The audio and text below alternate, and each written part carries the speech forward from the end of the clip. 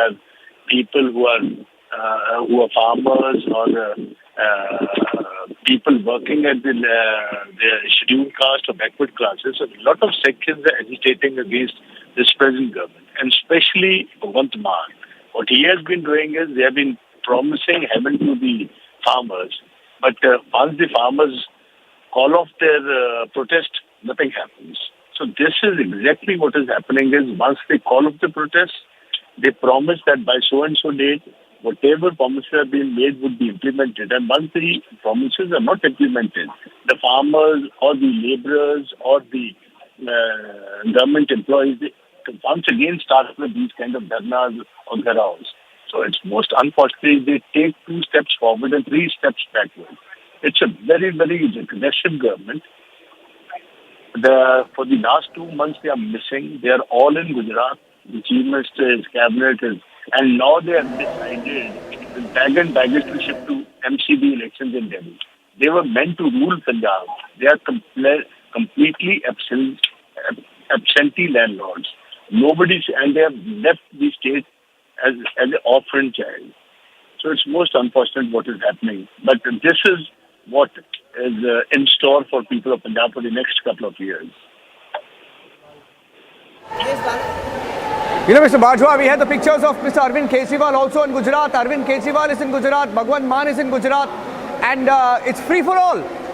We've been talking about Amritpal Singh, the law and order situation. What is going on? You know, they say one thing while the farmer protest was on for the longest time in 2020, 2021. And look at what they are doing to their own farmers.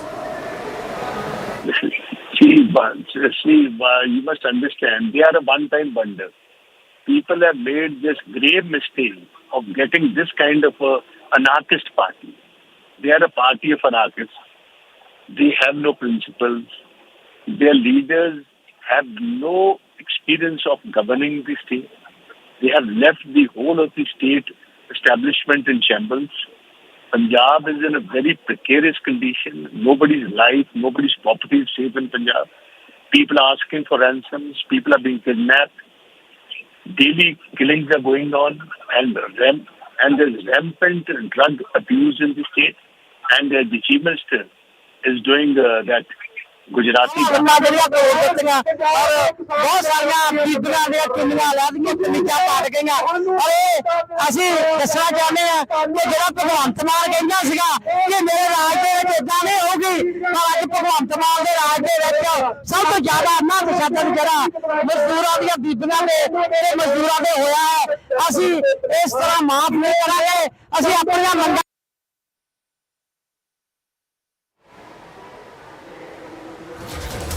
Angry farmers there.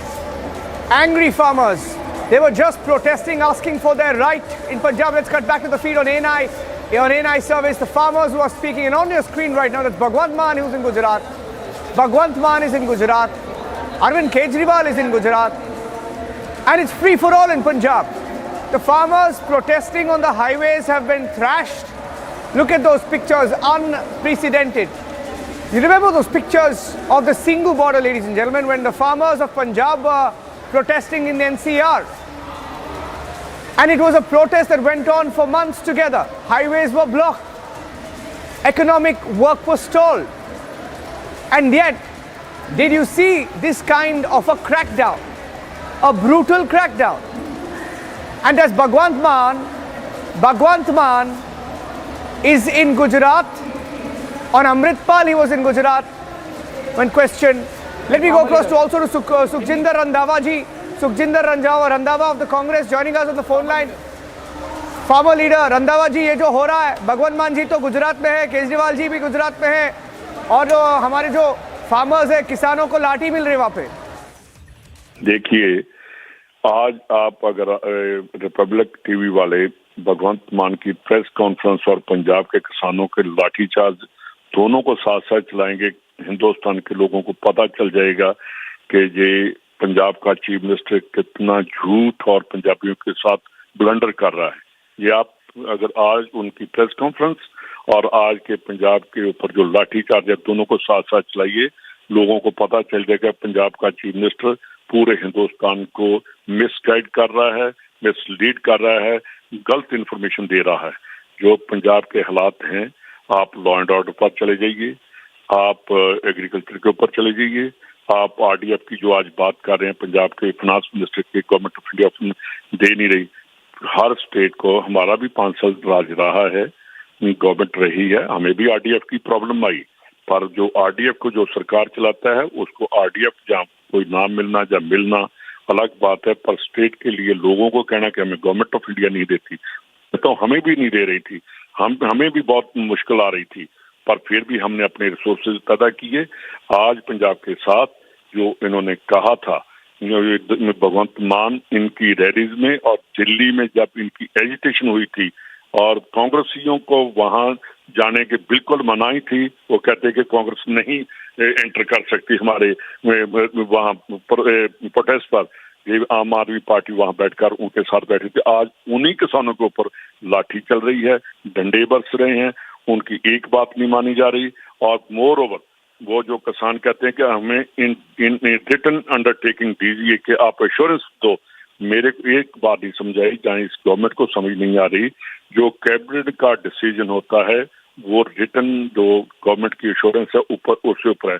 Cabinet means कि एक document बन जाता है, legal document बन जाता है जो सरकार को और लोगों को उसको मानना पड़ता है। तो जो कहते हैं नहीं, हाँ कैबिनेट से ऊपर चीफ मिनिस्टर की एश्योरेंस है वो चाहिए। ये बहुत बड़ा कॉन्स्टिट्यूशनल बात भी हमें करनी पड़ेगी कि अगर कैबिनेट के ऊपर है तो ये ऐसा नहीं चलेगा। इसीलिए पंजाब के ऊपर जो आज जो पहले भी इतने दिनों से रास्ते रोक रहे हैं और चीफ मिनिस्टर पंजाब से गायब है, पंजाब की कैबिनेट पूरी की पूरी गायब है और पंजाब के लॉ एंड ऑर्डर जेलों का क्या हाल है, गुंडागर्दी का पूरा बोलबाला है, गैंगस्टर जो है डे लाइट एक्सटॉर्शन मांग रहे हैं और पूरा पंजाब सहम में पड़ा है। ये देखिए रंधावा जी, अभी जो हमारे जो फार्मर्स का प्रोटेस्ट चला सिंगू बॉर्डर पे, वो तो कितने महीने चले, वहाँ पे भी इतना वायलेंट क्रैकडाउन हमें नहीं दिखाई पड़ी। अभी ये देखिए, ये जो तस्वीरें आ रही है वहाँ से संगरूर से, वो और वो भी भगवंत मान जी के घर से बाहर। और आपको एक मैसेज भी ये है कि you know, when it happened at the Singhu border, there was no crackdown like this, and it was the same parties. In fact, even the Congress showed support to the farmers back then, but such a crackdown was not seen. The same party, if I'm not wrong, आम आदमी party भी समर्थन दे रहे थे तब farmers को Singhu border पे, लेकिन उनको ऐसे ट्रीटमेंट देना फार्मर्स को, this is extremely unbecoming. 1 minute, listen me. जब पंजाब में ये एजिटेशन, फार्मर्स एजिटेशन चली थी और उसको फार्मर्स के साथ मीटिंग करने के लिए कैप्टन अमरिंदर सिंह ने हमारी 3 आदमियों की कमेटी बनाई थी और मैं उनके साथ सभी मीटिंग्स मैंने की है। इवन मैं अमित शाह जी को भी मिलता रहा हूँ इसी कंटेस्ट में। एक बार भी इनके ऊपर लाठीचार्ज नहीं हुआ और हमने कभी भी इनके साथ नहीं किया। जो आज लाठीचार्ज हुआ है ये एरोगेंसी है और मेरा ख्याल कि ये इनका दिमाग खराब हो गया है इस गवर्नमेंट का, कि वो कहते हैं कि हम ईमानदार हैं और पूरे हिंदुस्तान में सभी लोग बेईमान हैं। तो जब ये एरोगेंसी और इनकम्पिटेंसी जब दोनों इकट्ठी हो जाती हैं तो लोगों का जीना जो है वो बहुत मुश्किल हो जाता है। Yes, absolutely, I agree with you. I agree with you on that point. You know, look at the comparisons also, Mr. Randhawa. One last question. See, the comparison is very clear. Here the farmer, the Punjab government is saying clear the roads, don't block highways. Okay, maybe they have a point. It's wrong to block highways because even during the farmers' protest, वही कहा था कि don't block highways, let the economic work go on. But it's the treatment. At the end, it's the treatment and the way you treat your farmers. And I think that's all matters today. When you look back at how things have unfolded. Punjab में farmers ने 3 महीने के लिए पूरे जो है railway line के track जो इन्होंने बंद कर दिए थे, तो गवर्नमेंट ऑफ इंडिया ने उन्होंने कहा कि कोई बात नहीं, हम इनके साथ बात करेंगे। अगर ये होते तो जब डंडे नहीं गोली चलाकर उनको वहां से उठाते। ये एरोगेंसी की और पॉलिटिकल बैंक्रप्सी की बात मैं कर रहा हूँ। एब्सोल्युटली रंधावा जी, वेरी अनफॉर्चुनेट ये जो हो रहा है पंजाब में, लास्ट वीक हमने एक स्टोरी भी की थी लॉ एंड ऑर्डर के बारे में। अमृतपाल सिंह का हमने एक इंटरव्यू लिया था जहाँ पे वो बोल रहा है कि उनको खालिस्तान चाहिए, लोगों को गन लेना चाहिए हाथ में। ये क्या हो रहा है वहाँ पे पता नहीं पंजाब में, लेकिन ये जो जिनको बात करना है इसके बारे में वो तो गुजरात में प्रचार कर रहे हैं, तो पता नहीं चल रहा है कि क्या हो रहा है पंजाब में। Really unfortunate. बताइए।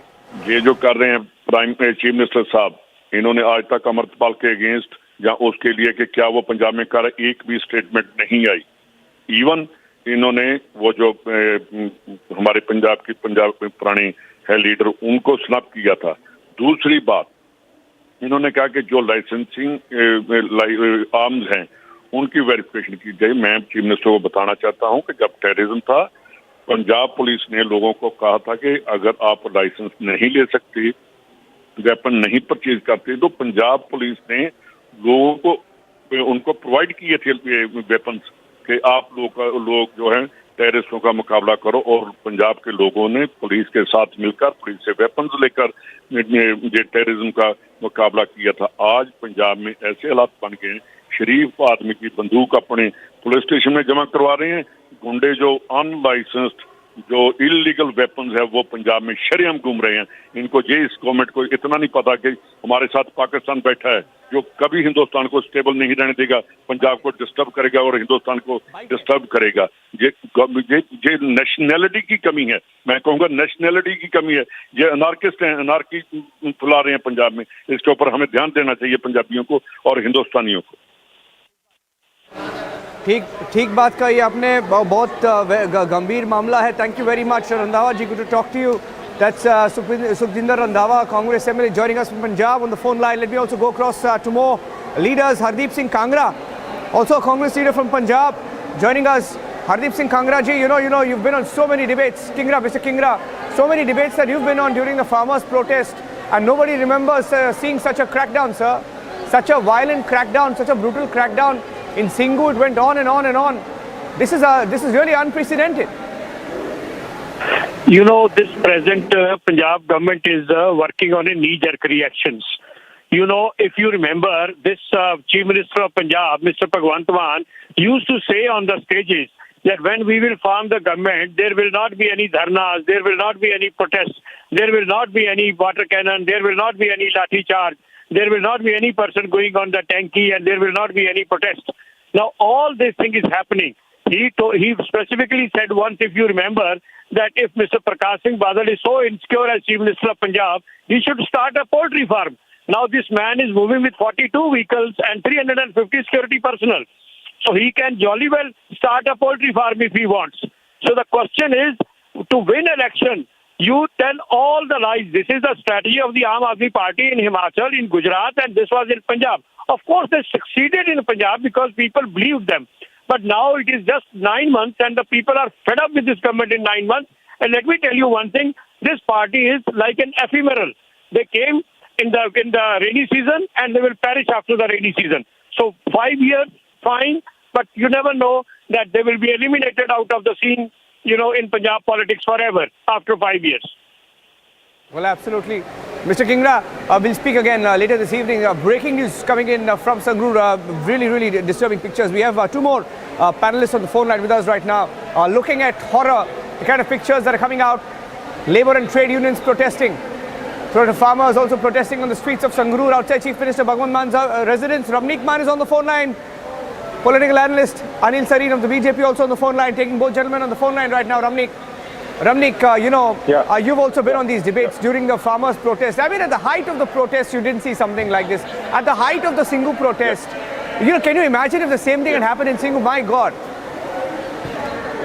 Well, I have been highlighting this since ever, that the Aam Aadmi Party is a party of anarchists, autocrats, arrogant and incompetent people.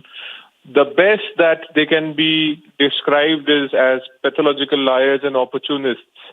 Well, I did not expect this from Bhagwant, especially in light of what statements he had been making all along during the farmers' protest at Sangrur border.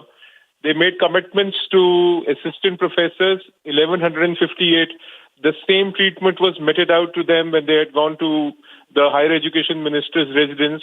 Young girls, boys, their turbans were, taken off their heads. Young girls' suits and their clothes were torn apart.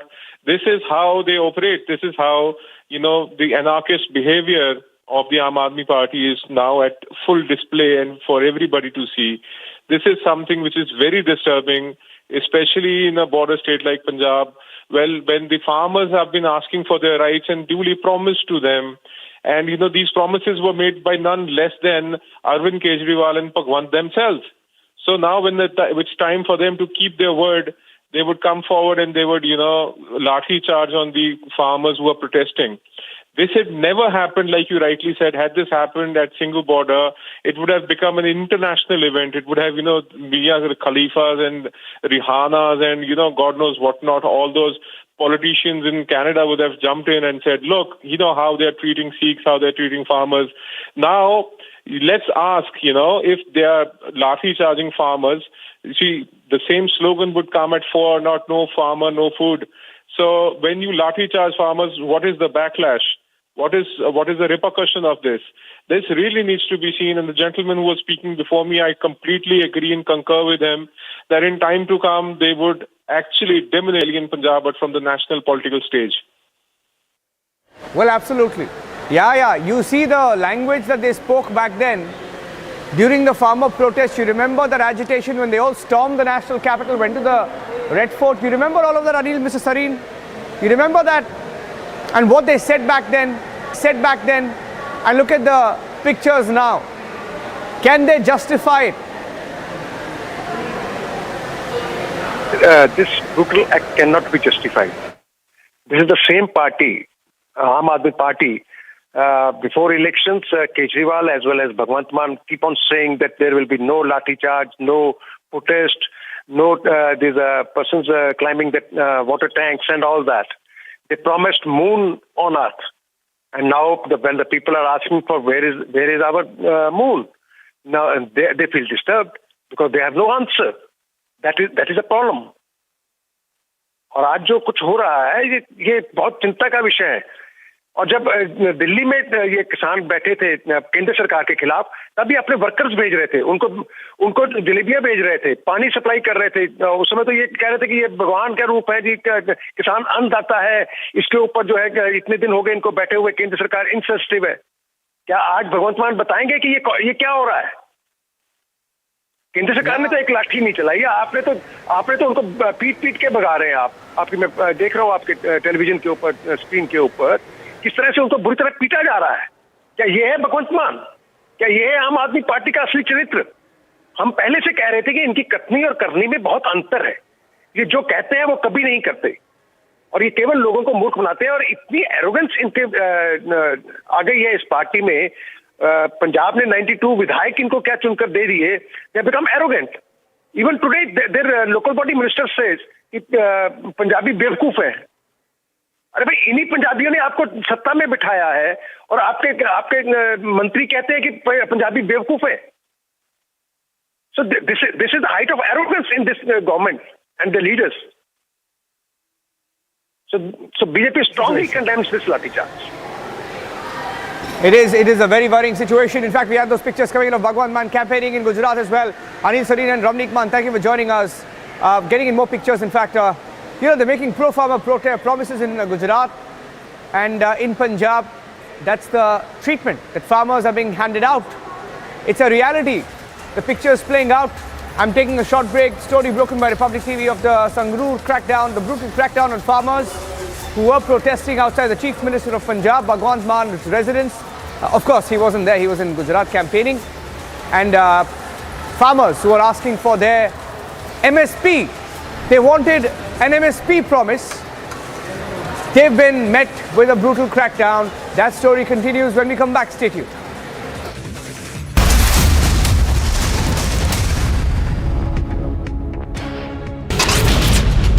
NI raids on gangster network across states in Uttar Pradesh, Delhi and Punjab. Multiple teams are part of the raids at various locations.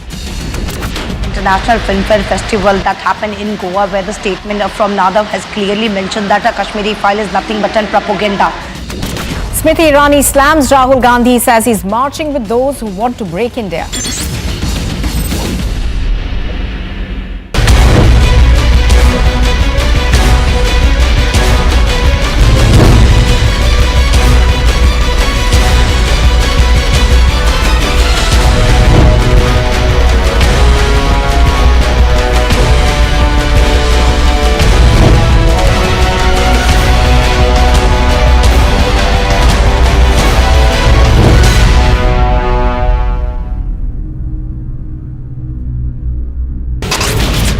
Indian and US forces is underway in Oli of Uttarakhand.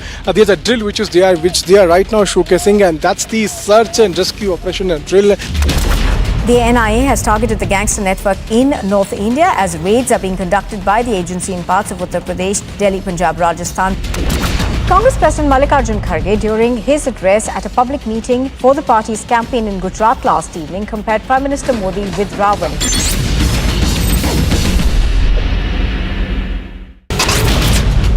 YS Sharmila, she was seated in a car. She wanted to drive till the CM's camp office, but she wasn't allowed, and then the police officials stored the vehicle. She was brought at the SR Nagar police station. Taran district of Punjab. This was the second Pakistani drone that has been shot down by the border security force in past 24 hours in Punjab.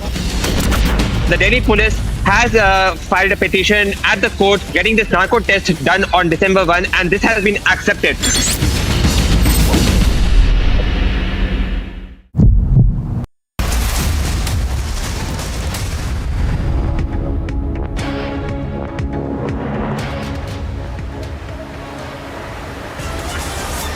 Coming back with the live pictures, in fact, we're getting in some breaking news now that the farmers at Sangrur in Punjab, outside the Chief Minister of Punjab, Bhagwant Mann's residence, are continuing with their protests.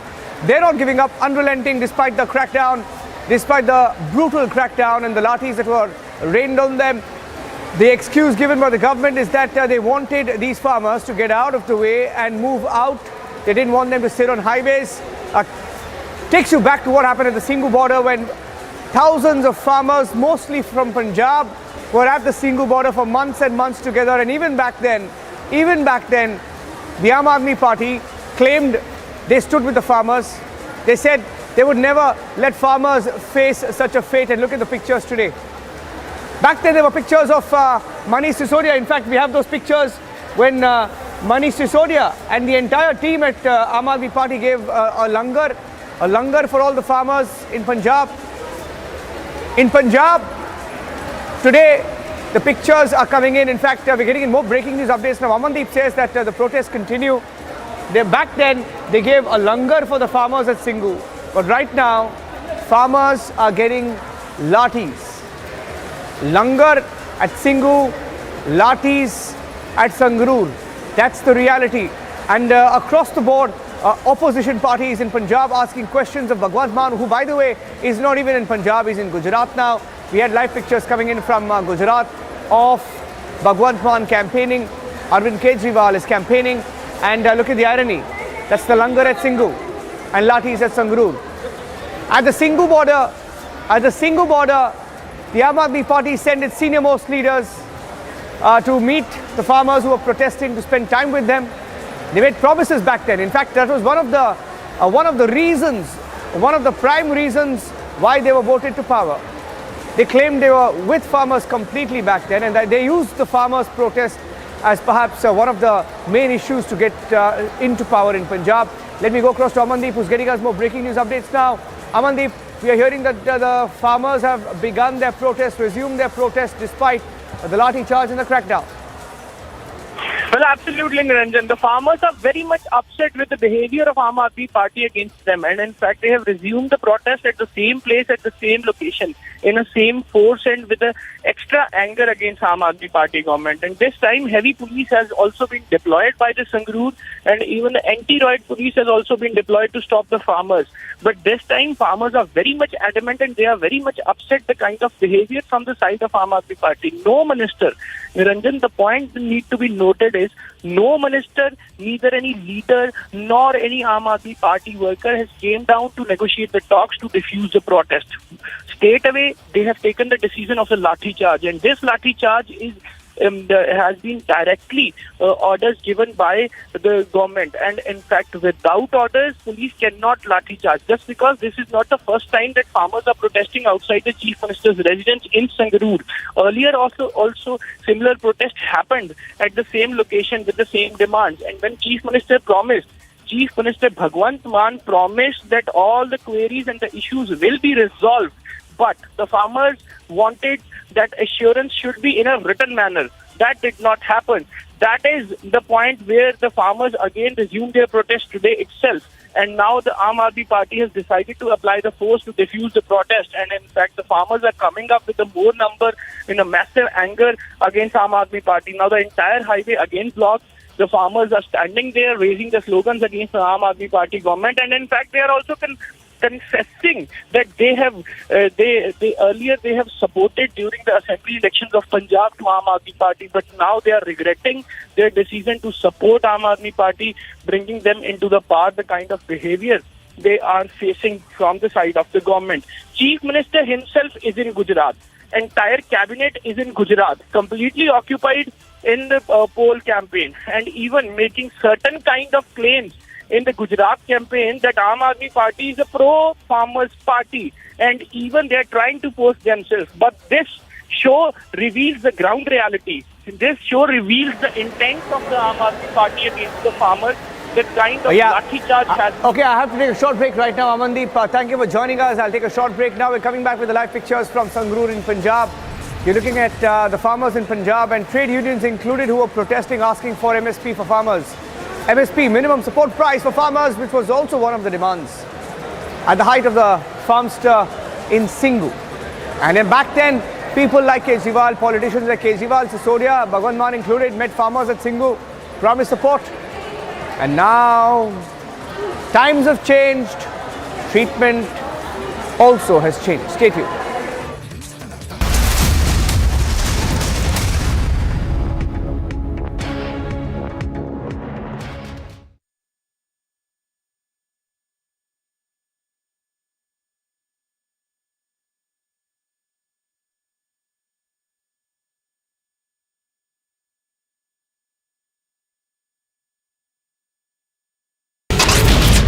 Indian and US forces is underway in Oli of Uttarakhand. There's a drill which they are right now showcasing, and that's the search and rescue operation and drill. The NIA has targeted the gangster network in North India as raids are being conducted by the agency in parts of Uttar Pradesh, Delhi, Punjab, Rajasthan. Congress President Malegaon Kharge, during his address at a public meeting for the party's campaign in Gujarat last evening, compared Prime Minister Modi with Ravan.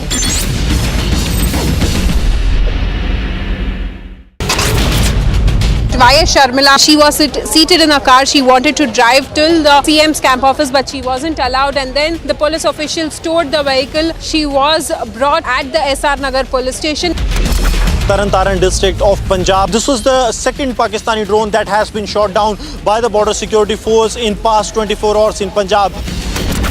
The Delhi police has filed a petition at the court getting this narco test done on December 1, and this has been accepted.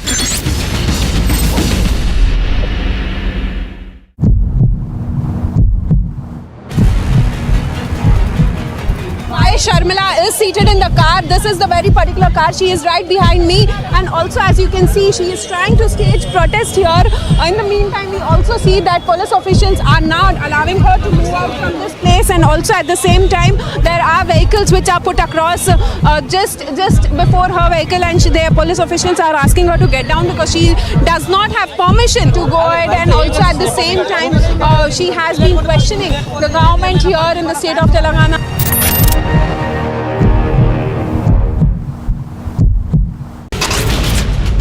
NIA raids on gangster network across states in Uttar Pradesh, Delhi and Punjab. Multiple teams are part of the raids at various locations. International Film Festival that happened in Goa, where the statement from Nadav has clearly mentioned that a Kashmiri file is nothing but an propaganda.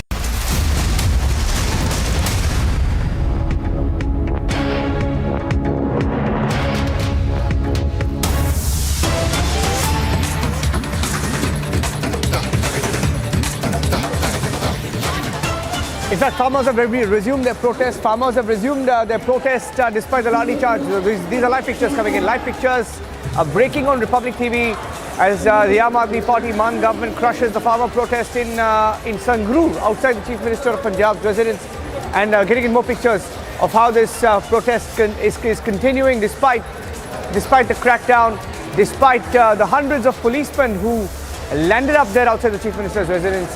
We'll take a short break and we'll come back with the coverage, getting in more details, more reports. We'll talk to some of those farmers there when we come back. Stay tuned.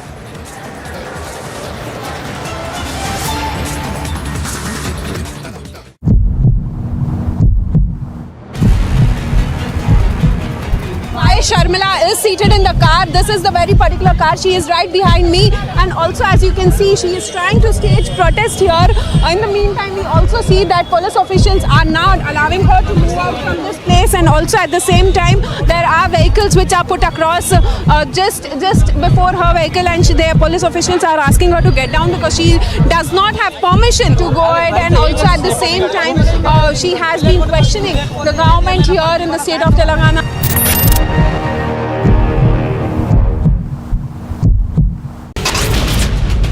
NI raids on gangster network across states in Uttar Pradesh, Delhi and Punjab. Multiple teams are part of the raids at various locations.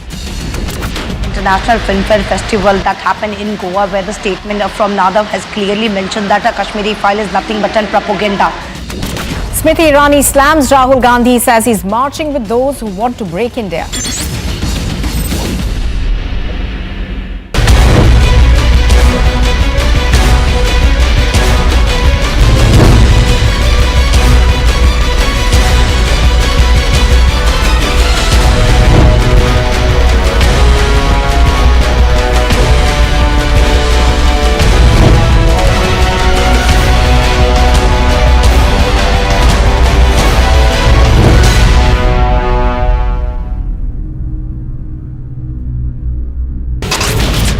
Indian and US forces is underway in Oli of Uttarakhand.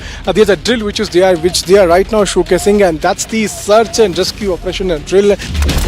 The NIA has targeted the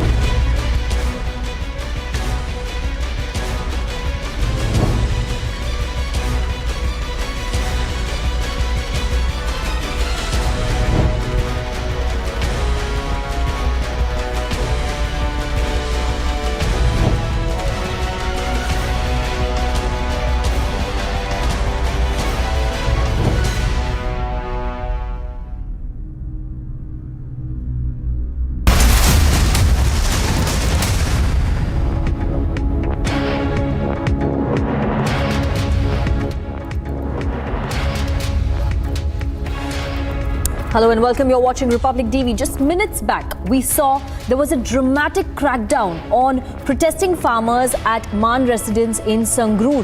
The AAP government, the police by the AAP, under the AAP government, rained lathis on protesting farmers. We'll get you more details and more pictures from Sangrur. First up, let's have a quick check of the headlines. Brutal crackdown in Sangrur. Lathis rained on farmers outside Chief Minister's residence. Served langar at Singhu border back then, but now brutal crackdown in Sangrur.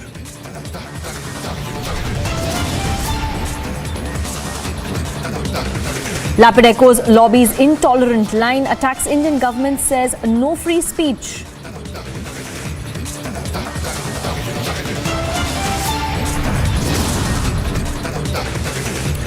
But Kashmiri pundits expose lobbies of propaganda. They say make 100 Kashmir files.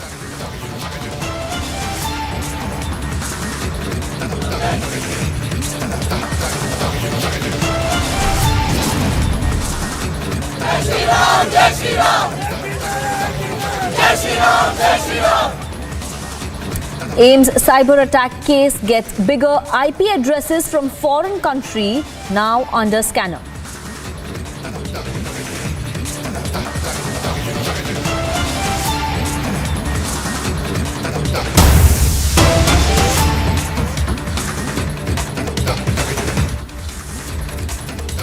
We're getting breaking news right now. As per the Chinese government Twitter handle, China has objected to India-US military exercise.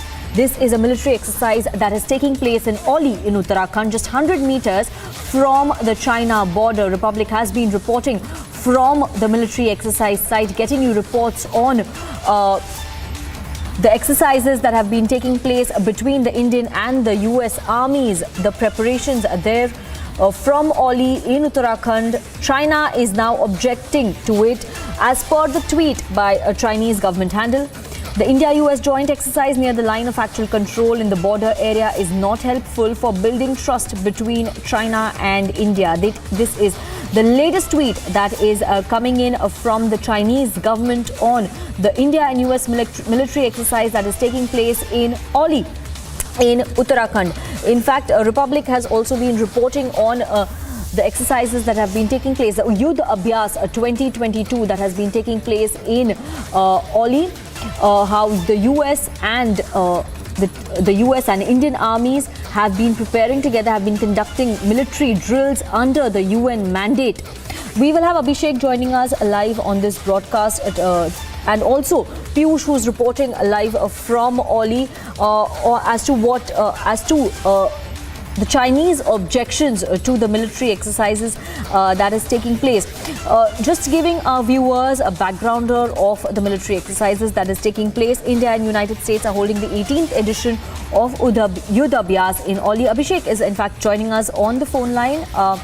And Abhishek, what more are you hearing from the Chinese government? We know that the Chinese government has now officially said that they are against this Yudh Abhyas that is taking place just 100 meters from the LAC, line of actual control. I think absolute, even useless diplomatic ritual on the part of the Chinese, Sanika, because remember this is the 18th edition of the joint exercise called Yudh Abhyas, and it has been going on, which means for 18 years. This happens roughly in the same area, and this is about these two militaries coming together and working on understanding from each other and looking at logistics, interoperability. Remember, we have some pacts with the United States Defense Forces, for example, the LEMWA, which is about logistics sharing. Then we have COMCASA, which is about communications sharing. And when you have those kind of agreements, you have to operationalize them on the ground and see in terms of interoperability, what's working, what's not working, what needs improved, and of course, sharing of best practices and learning from each other in terms of operationalization of defense doctrines. So I think in that sense, the Chinese are being unnecessarily reactive, and as I said, even an exercise, a useless exercise in diplomacy, given the fact that this exercise, Yudh Abhyas 22, which happened over the last fortnight and is going to end on 2nd of December, this is in its 18th edition, which is, we are in 2022, which means it started sometime in 2004-5. And so in that sense, I think the Chinese are overreacting or just trying to make a point where none exists. Yes, Abhishek, and in fact, we also have Piyush report. We will have Piyush joining us live from Oli. And just telling our viewers about the statement that has been released by China. China has stated that India-US military drills near LAC violate the spirit of Sino-India agreements. China has said that it was opposed to the joint Indo-US military exercises being held near the line of actual control, asserting that it violates the spirit of the two border agreements signed between New Delhi and Beijing. Now, in fact, Abhishek, what you were saying is that this is the 18th edition of Yudh Abhyas, 18th year, in fact, of military exercises between India and the American armies, and this is under the UN mandate. Is there a reason for China to oppose this exercise, this military exercise that has been taking place for the last 18 years? Why is China getting shifty right now? Oh, you are absolutely right. A, these are exercises that have been going on for 18 years. B, these are within a broad UN mandate. In fact, as it is called, this is essentially an exercise that happens under rules of Chapter 7 of the UN mandate, and these are planned in advance. These are well informed in advance to all those concerned. These are well publicized. The fact that they are happening on camera, Sanika, clearly suggests that there is nothing to hide. This is about skill sharing. This is about experience sharing. This is about enhancing techniques and learning from each other, information exchange, interoperability, as among other things. So I think in that sense, the Chinese, if they are not really unsure about their own military capabilities, should not be, reacting in this manner. And even if they do, does not make a difference. These exercises have gone on for a while. India and the United States are strategic partners, and India happens to be a very evolving, close friend of the United States on the global scene. We are partnered together, think in the same direction on the Indo-Pacific. We are partnering in Quad. There is no military alliance as such between the two nations, but then these exercises are not aimed at anyone. This is essentially about, two friendly nations coming together and learning from each other. So in that sense, I think this is not a war exercise. This is a joint exercise to learn from each other. And in that sense, Yes. Clearly a case of Chinese overreacting. Sanika. Yes, and in fact, as we know and as we've been reporting since yesterday, Abhishek, this is held annually to exchange best practices, tactics, techniques and procedures between the armies of the two nations. In fact, Piyush had earlier sent us this report from Oli in Uttarakhand, where he was showing the entire military exercises, the drill that is taking place between the two armies. Let's have a look. Armed forces are showcasing as to how do they bring the patients here at this field hospital. Right when you can see as to how after doing the rescue operations, a casualty, an injured person is being brought here for the primary treatment. And after this, the injured person is taken inside this very hospital, and this is how the army personnel who are here at this field hospital take out that particular injured person for the primary aid. So this is happening during the joint exercise which is taking place here in Oli of Uttarakhand, which is very much near to Tapovan, and this through this exercise it is also being showcased what steps do the armed forces follow whenever any kind of casualty happens, and this is happening in accordance with the human assistance and disaster relief operations. We are showing with the pictures of the steps which the armed forces follow whenever any kind of casualty happens in any mountainous area. Remember that Indian Army has got the training and is very much equipped with all the equipments, and very much trained with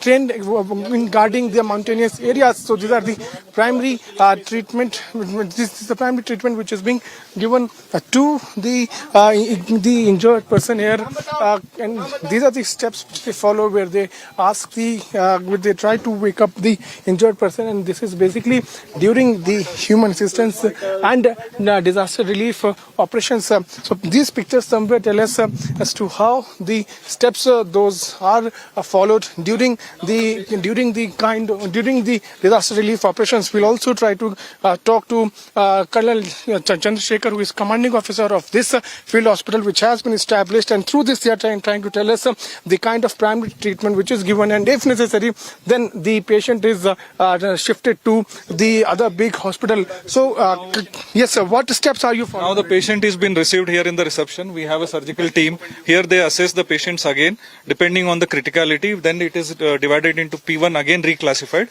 If it is a priority 1 category which requires urgent resuscitation and emergency surgery, now the team consisting of is anesthetist and the surgeon and the medical officer here. They assessing now the patient what he requires. So once it has been assessed, from here he will be moved to the required facility. Now it is in a head intubation. So if you talk about this field hospital, how much time you take in establishing this hospital whenever any kind of disaster occurs? Whenever we get, it takes around 12 to 16 hours to establish here, fully make it functional. So we have established in 12 hours. How many people can be treated in one go? We are able to handle around 50 patients per day. And we can carry out 10 surgeries in 24 hours. Capabilities are that much. And so one more last question. If necessary, when do you take the final call to shift the patient to some other big hospital? Suppose once we carry out life and limb saving surgeries. Once the patient is stabilized, then we have to shift it to the further tertiary care hospital where the definitive treatment will be carried out. In this this joint exercise, both the armies are getting training as to how to do relief operations whenever a disaster occurs in mountain. Right behind me, you can see as to how the US and Indian armed forces are coming down from that particular cliff using a stretcher. Remember that this is happening under the mandate of human resistance and disaster relief operations. Here, you can clearly see as to how another drill is being showcased where US armed forces and Indian armed forces both are taking part in this joint operation, and they are now coming down from that particular cliff and they are trying to show as to how do they do disaster relief operations whenever any kind of tragedy or disaster occurs in mountainous areas. See, they are trying to tell us as to how a casualty has been brought down using that particular stretcher, and soon after that, whenever the casualty is brought down from a cliff, they take that particular casualty on the stretcher to a nearby hospital for the further treatment. So here, both the armies are taking part in joint exercise which is taking place right now in Tapovan. So we just showed you how the personnel of US and Indian Army shown that how did they rescue a person, a casualty who was stuck there on the cliff where when a disaster occurred. So narrative was given here that disaster has occurred, and because of the flash flood which has occurred in Joshimath, the bridge was collapsed, and when there was no connection between Joshimath and Malari, the person had to climb the mountain and rescue the people who were stuck on that particular cliff of this mountain. So here the rescue operation is taking place where the army personnel are trying to tell us, trying to showcase as to how do they do the rescue operations whenever any kind of disaster occurs in mountainous areas. This is Piyush Mishra with video journalist Rick in Top 1 for Public TV. The joint military exercise between India and the US close to the LAC at the China-India border violates the spirit of the agreements signed between China and India in 1993 and 1996. It does not serve the mutual trust between China and India. China has already expressed concerns to the Indian side.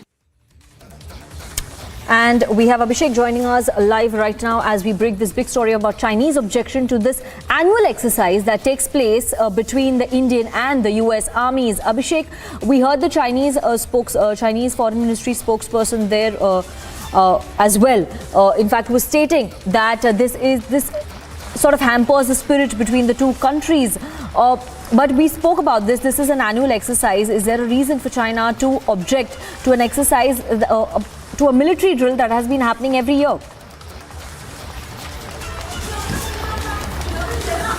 I mean, what spirit of the Chinese talking about, Sanika? Remember, just last week we had Chief of Army Staff, our Chief of Army Staff, General Manoj Pandey, telling us that the Chinese have not done anything insofar as their deployments at the LAC in the Ladakh sector go, and that the situation remains uncertain and that we remain in a state of full deployment.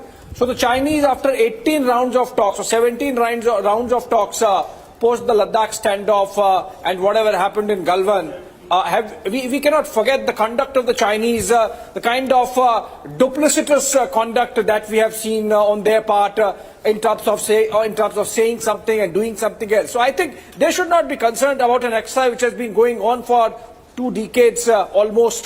This is the 18th edition of Yuddha Abhyas between India and the United States, which have an enduring partnership going between the two nations. Just that perhaps this time there's a little more media attention to the exercise, but they have been happening in the same sector along the line of actual control and with the similar composition of troops.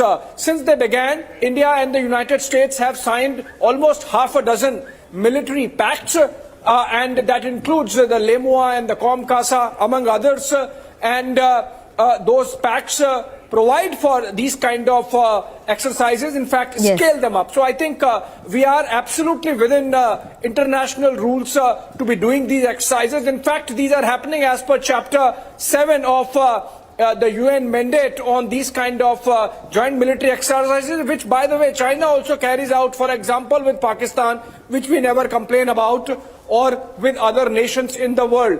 And in fact, India and China are part of the Shanghai Cooperation Organization, which has a joint military exercise component, and there the Indian and the Chinese troops also share similar experience and skill sharing. So I think in that sense, the Chinese are overreacting, if at all. And as I said, the focus should be on de-escalating and fully pulling back from the Ladakh sector rather than making these kind of noises which really hold no water. Yes. In fact, Abhishek, as we're talking about this breaking development, we also have Piyush joining us live from Uttarakhand, where the military exercises are taking place right now. Piyush, if you can quickly show us what's happening there in Uttarakhand as the military exercises are underway. Well, Sanika, today's exercise has now come to an end and it will continue till December 2. And like our senior editor Abhishek Kapoor has also pointed out that yes, we are within our international rules to conduct this exercise. Though Defence Ministry has also made it very clear that it has nothing to do with the China. But we are now seeing how China coming out and complaining about this. We need to remind China that we do these exercises with not only with US but with all friendly nations. And last time in 2021, India had gone to Alaska, where there is always a negative 20 temperature. There we conducted a joint exercise with US Armed Forces, and this time US has come to India.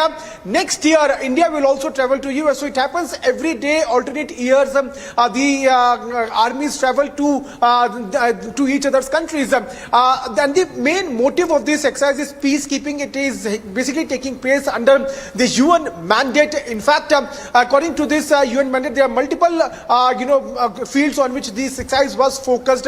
One is how is peacekeeping. Another one is also HADR, which means human assistance disaster relief operations. But China has got irked because LAC is merely 100 kilometers away from this very place, and the climatic conditions.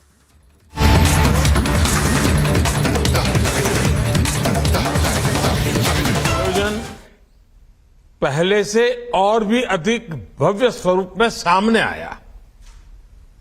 ये मणिपुर के लोगों की spirit और जज्बे को दिखाता है।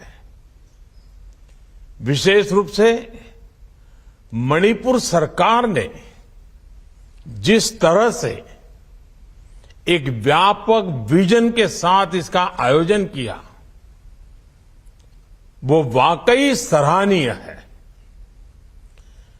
मैं मुख्यमंत्री एन बीरेन सिंह जी और पूरी सरकार की इसके लिए सराहना करता हूं।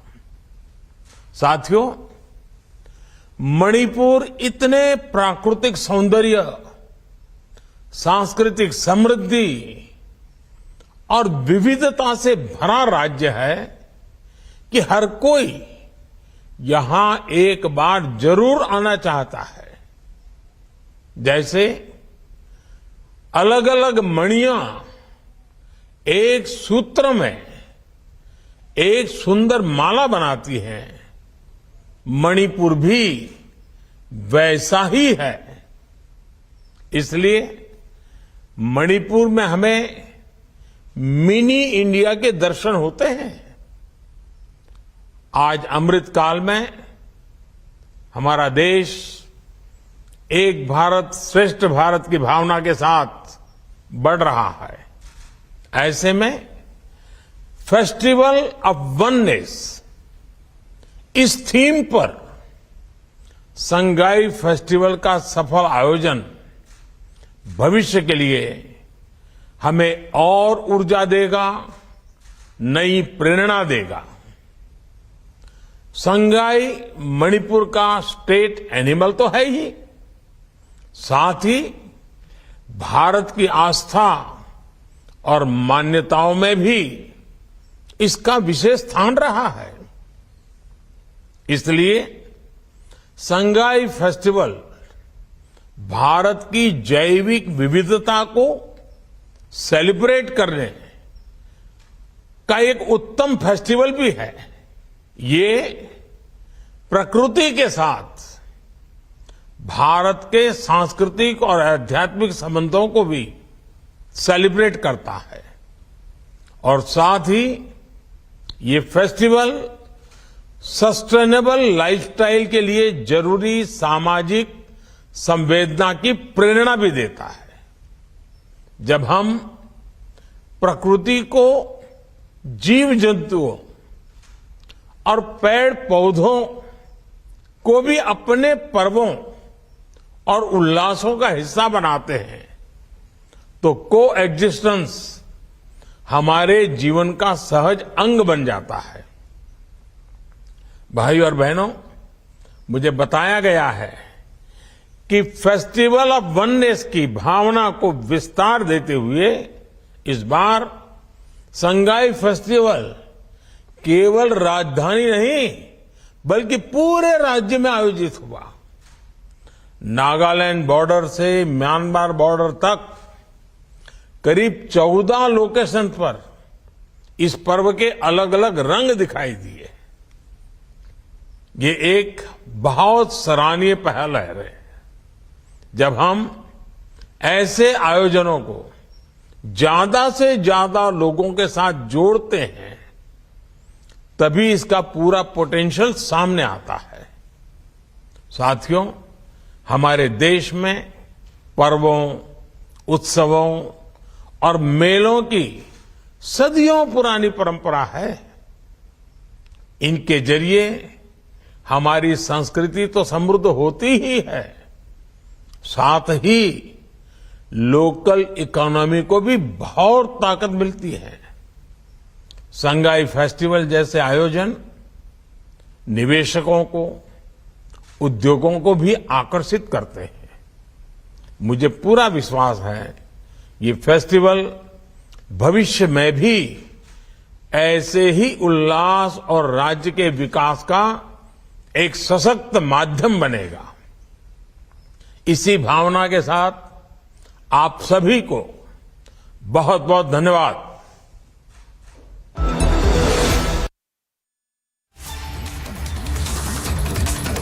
So this was a special address by the Prime Minister to the people of Manipur, where he was speaking to the people of Manipur on the occasion of a Sangai festival, saying that we see a mini India in Manipur.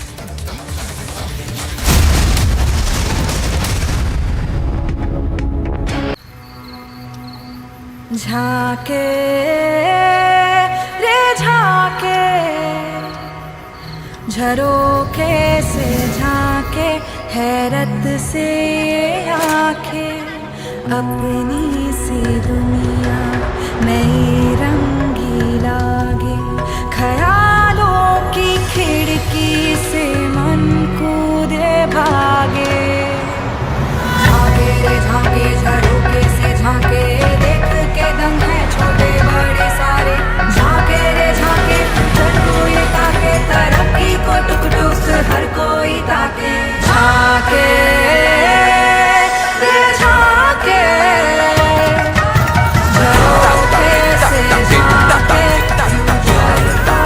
Reimagineering brighter futures with smarter steels. ArcelorMittal, Nippon Steel India. Smarter steels, brighter futures. ये कानून 3 साल पहले पारित हो चुका है। अगर दम जिसके पास है वो चालू करा रहा हो। ये तो सेंट्रल कानून है, ये सेंट्रल लेजिस्लेशन है। मोदी सरकार के पास ये उनकी जेब में है। ये लागू कराने किसने रोका है?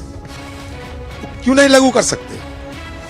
सीए अगर लागू होगी ना, ज्यादा हिंदू लोगों का खतरा बनेगी। ये मैं हाथ से आप इसको संज्ञान में ले लेना चाहिए कि ये जो सीए है और जो एनआरसी है, ये बस चुनावी ये औजार है। सिर्फ चुनाव की मकसद के लिए ये सारे की बात हो रहे हैं, सीए और एनआरसी। बस ये बात हमें कोई लेना देना नहीं है। अगर सरकार चाहे तो कर सकते हैं, सरकार उनके पास है। ये हो सकता है अगर कोई। The report exposes how Robert Vadra and Huda's family conspired together in a multi-crore scam. Mr. Malia, why are the questions bothering you when I'm not getting a single answer? The entire disputed land will be handed over to the Hindu parties to make a Ram temple. The mental torture of Jadha that is consistently happening there, it's a very clear indication about how these confessions are actually doctored and taken. Delhi High Court has said the riots in 2020 evidently did not happen in the spur of the moment. We see a split verdict in the Supreme Court. The one thing that needs to be understood is what is going to happen ahead.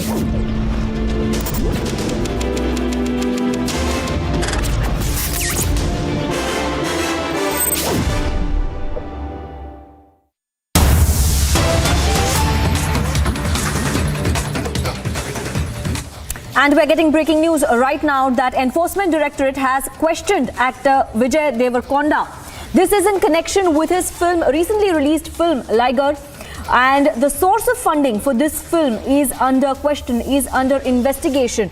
Now what we're picking up is that a Telangana-based politician invested money in this film, and investigating agencies suspect that Hawala money could have been used for the production of this film. Earlier, in fact, what we're also getting to know, the director of this film, Puri Jagannath, and the producer, Charmi Kaur, was also questioned in connection with the same case. The source of funding for the movie Liger, which in fact had released in August this year, it was a pan-India film also produced by Dharma Productions, starring Vijay Deverakonda and Ananya Pandey. This film, the source of funding for this film is under Scanner. What we are also getting to know is that Telangana-based politicians' links to this film is being investigated. What is also under investigation is that was money from Dubai sent to India via Hawala. Was that money used for the production of this movie? Is what is under investigation, is what the Enforcement Directorate is investigating. What we are getting to know is that Vijay Deverakonda has been questioned in Hyderabad. We will get Shravan and Aishwarya as well to give us more information about the investigation that has been conducted so far as this case is concerned. And just giving a recap to our viewers that Vijay Deverakonda, a superstar in the Telugu film industry, was questioned by the Enforcement Directorate in Hyderabad in connection with his film Liger, which had released in August this year. It was touted to be a pan-India film but had flopped massively at the box office. And the source of funding for this film is under Scanner. This film was directed by Puri Jagannath and was also produced by Charmi Kaur, both of whom have been questioned by the Enforcement Directorate. This film was made on a budget of 90 crores, also starring Ananya Pandey. And in fact, Liger even failed to collect 30% of the business it made and was a huge flop at the box office. Enforcement Directorate is now investigating the source of funding, which they say is linked to a Telangana-based politician.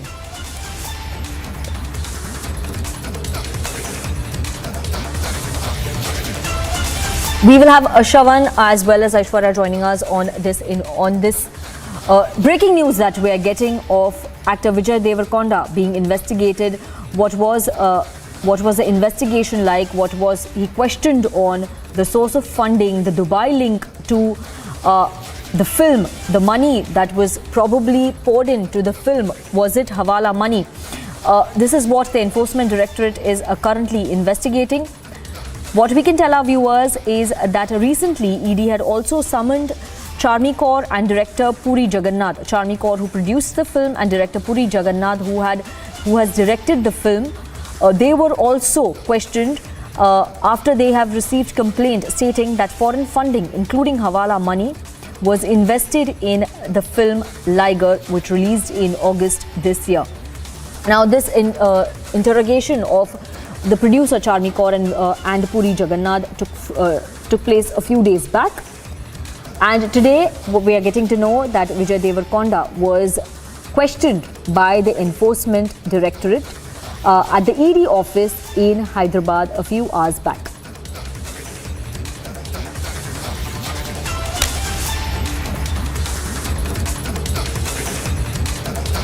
A top Telangana politician a top Telangana politician's link is emerging to the production of this film as one of the financiers. In fact, he's facing allegations of investing crores of money, which he allegedly received from abroad via Hawala, probably from Dubai. So the entire source of funding is being questioned on this of the film Liger, which was produced under the banner of Dharma Productions, which was promoted heavily before its release on August 25th, 2022. This film stars Vijay Deverakonda and also Ananya Pandey. And Vijay Deverakonda, who was the lead in this film, has been questioned by the Hyderabad police. Niranjan, our executive editor, is joining us on the phone line to give us more details about the investigation that took place in Hyderabad. Niranjan, what are you hearing about the investigation so far? We've been tracking the story closely. In fact, he's an actor from Tollywood in the Telugu film industry, and his recent movie, like you mentioned, Liger, was a big flop at the box office. And Vijay Deverakonda has appeared before the Enforcement Directorate, we are told earlier today, in connection with the investigation, in connection with with the funding for Liger. We are hearing that a top Telangana politician is also under the scanner. A Telangana politician under the scanner, and there is FEMA violation also being investigated. The ED is looking at alleged violation of the Foreign Exchange Management Act. We're looking at sources of funding and also his remuneration. Payments also made to actors. In this movie, there was also a cameo by Mike Tyson. That also is being looked at. So the ED is looking at funding of the movie, payment to the actor, and the story continues. In fact, the ED had also earlier grilled the director of another movie as well. So they're looking at different angles here. But I think the Liger funding is under the scanner. And that earlier grilled film director Puri Jagannath and actor and producer Charme Kaur on the 17th of November. And all of them are being questioned about the source of investment of the movie, which was produced, by the way, in both languages, Hindi and Telugu. Liger was released in August this year. Once again, it was a big flop show, and flop movie barely made any money. And Mike Tyson back then, like I said, had also played a cameo in that movie. And the budget for that movie, we were told, was about 125 crore or something about that number. And some of these actors who played a role in that movie included Vijay Deverakonda and Ananya Pandey. The film was shot in different places across the world, as per reports even in Las Vegas. Completely bombed, like you were saying, Sanika. Barely made about 20% of what it spent in the production of this movie. So a very interesting development, and I think you spoke about the producers, etc. So big names, big banner, big actors, completely bombed. But the funding angle is being looked at right now. There is something suspicious about it that the ED is now looking at. Back to you for now.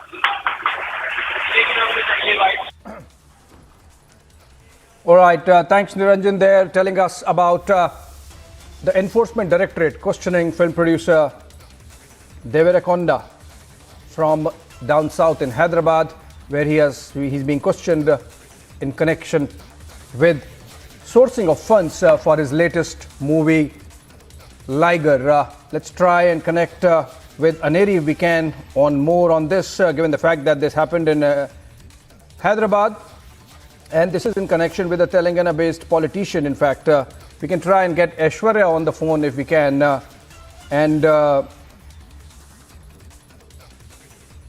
the questioning by the Enforcement Directorate of Deverakonda happened in connection with sourcing of funds for the movie Liger, which was his latest movie. It is alleged that the funds generated during the process of making of the movie and after were being sent to Dubai and then laundered back to India.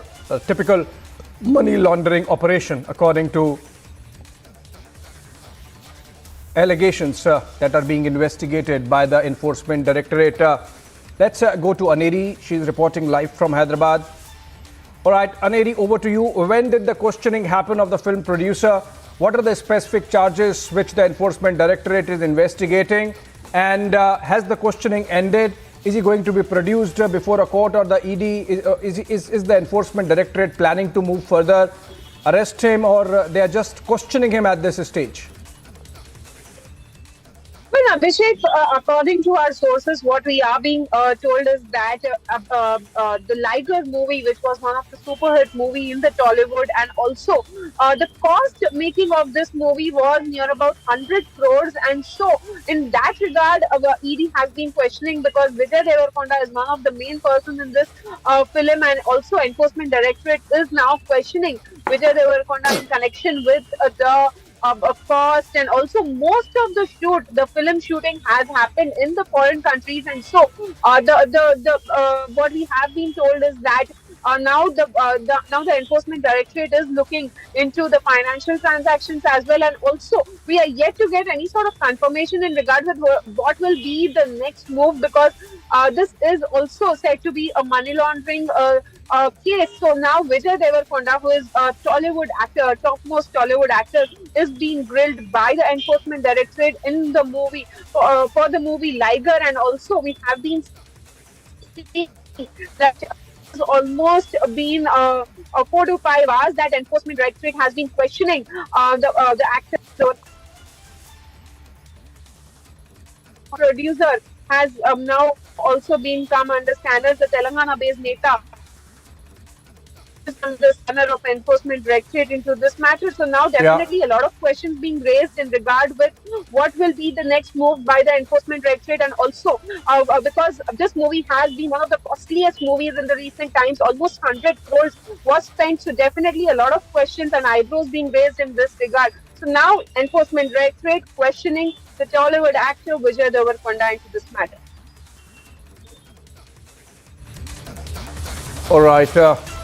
Thanks for those details, and obviously you would keep us up to date on this story, which is still evolving, with the Enforcement Directorate questioning Vijay Deverakonda, Telangana-based producer of movie Liger, and the Enforcement Directorate looking at a money laundering charge against him. Moving on, back to Delhi.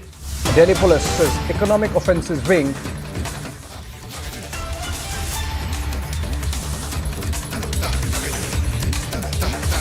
the Delhi Police's Economic Offences Wing has arrested a woman named Pinky Irani in the Sukesh Chandrashekhar case. Multiple rounds of questioning were conducted. Her name appeared during the interrogation of Nora Fatehi and Jacqueline Fernandez. In fact, this is information coming in through sources in Delhi Police Economic Offences Wing, and this is in connection with investigation in the FIR number 208/21 with the special cell, and this is Sukesh Chandrashekhar case, and Pinky Virani, a resident of Mumbai, she joined the investigations but then now seems to have been arrested and produced before a court. Let's go to Madhurima. She's reporting live on the story in Delhi. Madhurima, post her questioning, Pinky Irani seems to have been arrested. What are the specific charges against her, and has the police succeeded in getting her custody for custodial interrogation? Madhurima. Well, yes, absolutely, Abhishek. The allegations that were levelled against Pinky Irani, even in the charge sheets, had very specifically pressed upon the fact that she was in the know of all the fraudulent activities of Sukesh Chandrashekhar. And moving forward, after the multiple days of investigation, the police found enough evidence so as to present her in front of the court and seek the police custody. And the court have even awarded the police Pinky Irani's custody for further interrogation. Remember, the charge sheet had very specifically termed Pinky Irani as one of the closest to Sukesh Chandrashekhar. There were sources in the police that they asserted that she was the personal shopper for all the actresses, and specifically she was the one who used to bring in touch these actresses with Sukesh through phone or via physical meeting. Also, Pinky Irani, though, has been refuting any participation in any fraudulent activities, and she had weaved her own story that Sukesh had picked her to run a talent acquisition company, because she had an experience of being in the television industry and hold the entertainment beat, and which is why she was picked by him, because he wanted to open a talent management company. But the evidence that suggests the way she has been shopping, that has been alleged in the charge sheet, that the way she has been shopping for these actresses, bags worth of lakhs and multiple crore rupees have been spent by Pinky Irani on these actresses. Now the police have gathered enough evidence so as to take her in custody, and now that it has happened, we'll know in the coming days as to what all she will have to offer from her side and how this entire case unravels. Abhishek. Okay, top wrap. All right, thank you so much there. Shopper for Sukesh Chandrashekhar and his friends Pinky Irani arrested and taken into police custody for questioning. All right, Israeli filmmaker Nadav Lapid, who insulted Kashmir Files at Indian International Film Festival, has now targeted India. Speaking to an Israeli media house, Lapid said that what's going on in India is crazy. He raised questions over India's Kashmir policy. Outrage over the insults by Israeli filmmaker. Kashmiri Pandits protest in Jammu. Kashmiri Pandits asked the filmmaker to come on ground and witness the pain. Angry Pandits said that the filmmaker's thoughts are vulgar. देखिए, मैं इस बंदे को एक agent के रूप में देखता हूँ. इस बंदे को प्लांट किया गया है और उसने इफी के स्टेज पे एक बहुत बड़ा ब्लास्ट किया है. ये एक वाइट कॉलर टेररिस्ट था जो चेयरमैन ऑफ जूरी के नाम पे अपॉइंट किया गया. Telangana Governor Tamilisai Soundararajan has expressed her anguish and questioned KCR over YS Shamila. The governor said that women leaders and cadres need to be treated in a more dignified and respectful way. DMK has filed a fresh affidavit in the Supreme Court opposing CAA. DMK said that CAA is against India's fabric of secularism. DMK raised the issue of Tamilians and said that Indian Tamilians are living in refugee camps in constant fear of deportation in their state. DMK also alleged center of practicing a stepmotherly treatment with Tamils. All right, fresh arrest has been made in Liquorgate case. Businessman Amit Arora is the latest arrest in this scam. As per sources, Amit Arora has been arrested under the criminal sections of the Prevention of Money Laundering Act. The accused will be produced before court, where Enforcement Directorate will seek his custody. The CBI has given out summons to Telangana Minister Gangula Kamalakar and TRS MP Vadiraju Ravichandran. Both the leaders have been asked to appear in Delhi tomorrow. Earlier, Telangana Minister was raided by the Income Tax Department. For 8th straight day, the server at AIIMS are running down, and AIIMS is forced to run the systems on manual mode. Meanwhile, agencies have found an IP address belonging to a neighboring country and investigating whether it's an insider's job or if there is a foreign hand in the cyber attack.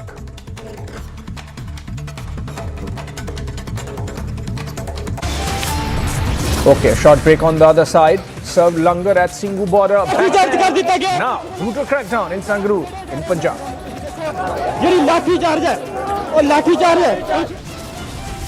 Lapid echoes lobbies intolerant lie, attacks Indian government, says no free speech in India. On the other side.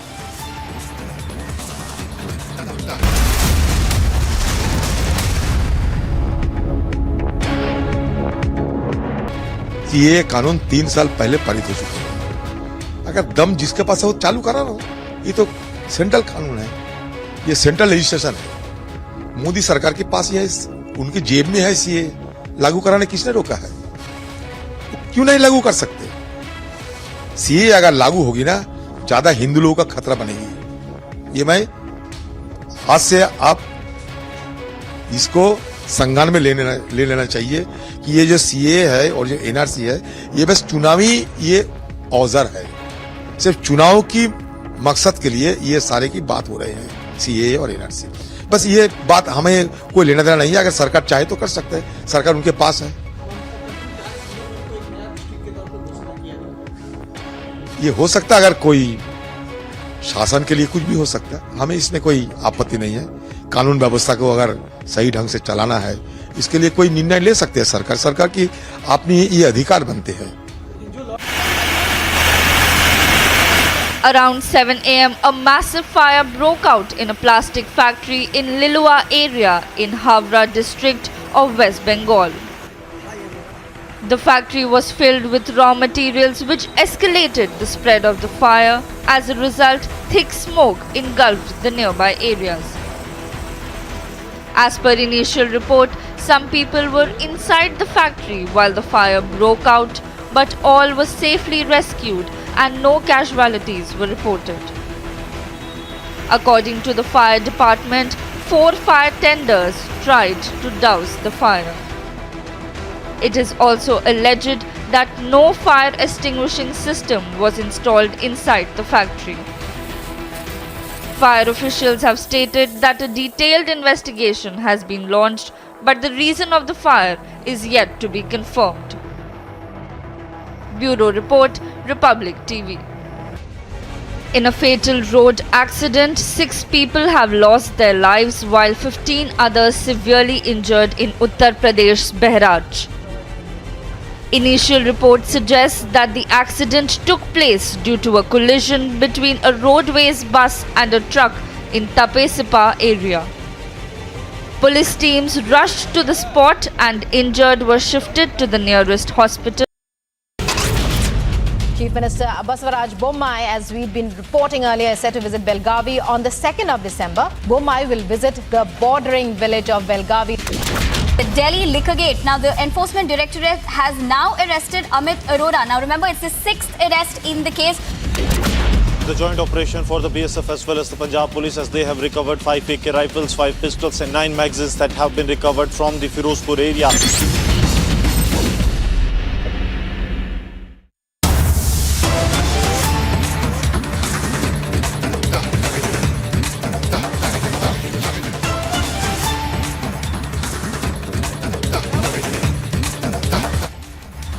All right, we are cutting across live to pictures of Union Home Minister Amit Shah campaigning in his hometown of Mansa in Gujarat. That's just north of Gandhinagar. And Union Home Minister Amit Shah on a bus, on an open bus, and going through the streets of Mansa town. Remember, Mansa is his hometown, though of course Amit Shah was not born in Gujarat, he was born in Mumbai, grew up there and then came to Gujarat in very early youth. And now, as Union Home Minister, campaigning in his hometown. Mansa is a constituency which has swung between Congress and the BJP. Not a traditional stronghold of the party, but has off and on come to the BJP.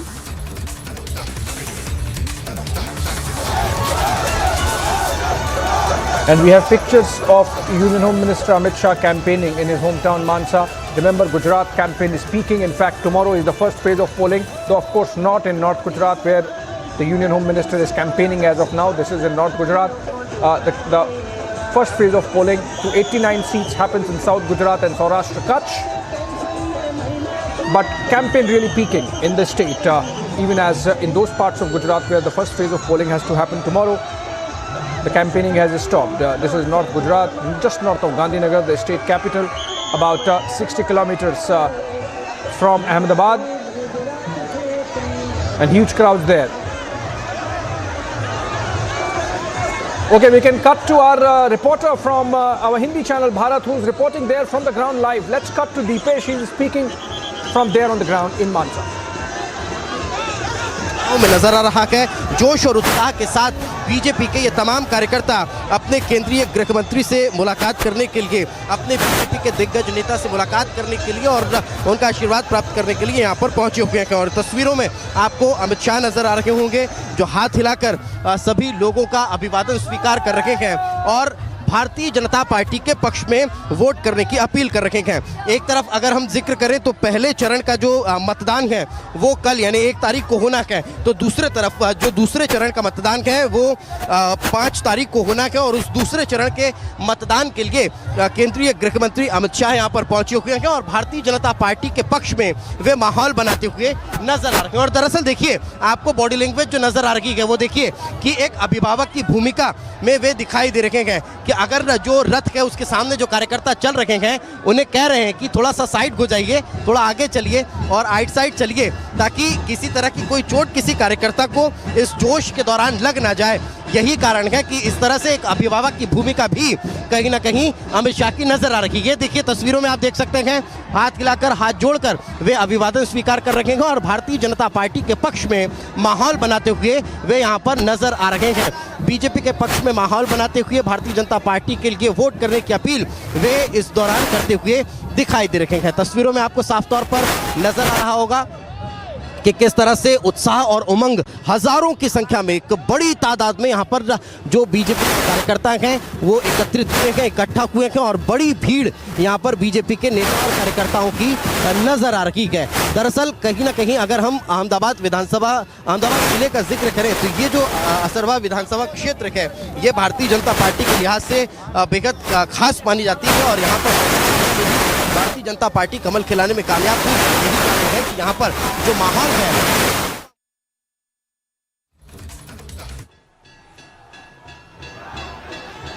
All right, we are getting pictures of the Union Home Minister's road show in Ahmedabad. I think he's in Mansa in North Gujarat. We'll correct that. And this is the Union Home Minister's hometown. Or is he in Ahmedabad? Gujarat campaign peaking. Tomorrow is first phase of polling. I can see Pradeep Singh Waghela. Okay, this is Asarwa because I can see Pradeep Singh Waghela, a former Home Minister of Gujarat, putting on that headgear on the Union Home Minister as he goes through the streets of Ahmedabad. On that note, a short break and then we come back live with the pictures.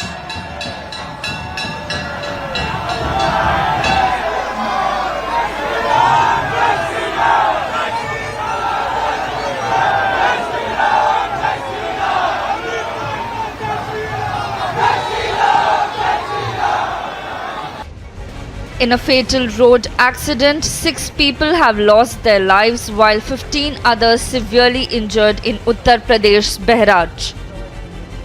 Initial reports suggest that the accident took place due to a collision between a roadways bus and a truck in Tapesipa area.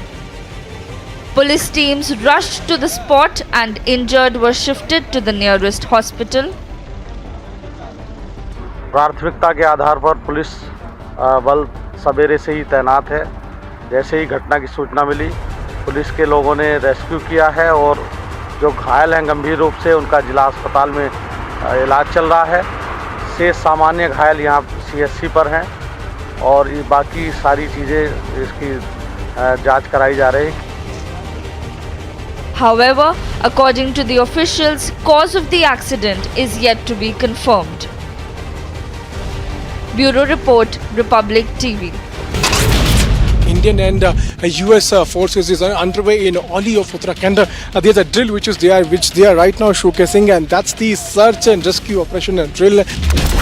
The NIA has targeted the gangster network in North India as raids are being conducted by the agency in parts of Uttar Pradesh, Delhi, Punjab, Rajasthan. Congress President Malegaon during his address at a public meeting for the party's campaign in Gujarat last evening compared Prime Minister Modi with Ravan.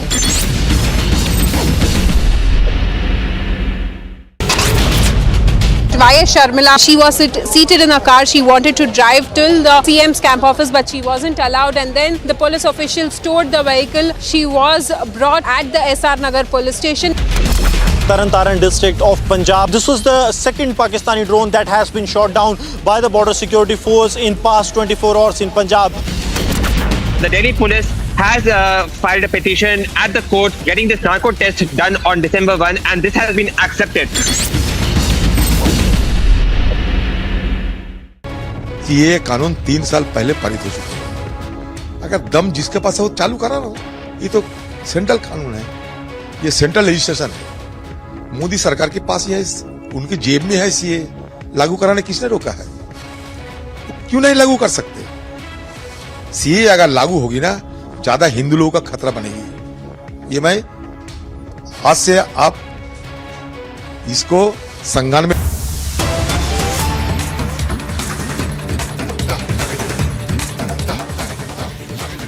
Well, we're back with the pictures of Union Home Minister Amit Shah carrying out a roadshow in Ahmedabad. This seems to be Asarwa. I could see Pradeep Singh Waghela. Pradeep Singh Waghela is a former MOS home of Gujarat. And this is East Ahmedabad, east of Ahmedabad. And huge crowds, traditional BJP bastion. And Home Minister's home estate. Tomorrow, first phase of polling, 89 seats to go to polls. Of course, not this part because the areas which are going to polls tomorrow include South Gujarat, Saurashtra and Kutch. And there the campaigning is stopped yesterday. And this is north of Gujarat, central Gujarat in fact, Ahmedabad. On that note, a short break and we are back with 6 p.m. This is exclusive with Shravan Sen.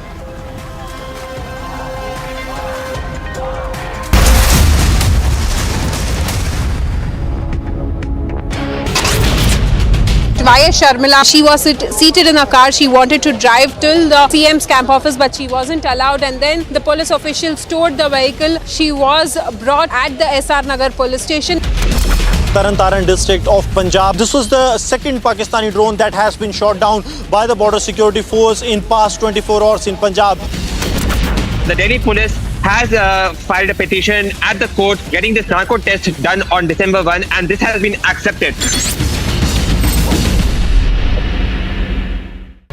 ये कानून 3 साल पहले पारित हो चुका है। अगर दम जिसके पास है वो चालू करा रहा हो। ये तो सेंट्रल कानून है, ये सेंट्रल लेजिस्लेशन है। मोदी सरकार के पास ये उनकी जेब में है, ये लागू कराने किसने रोका है? क्यों नहीं लागू कर सकते?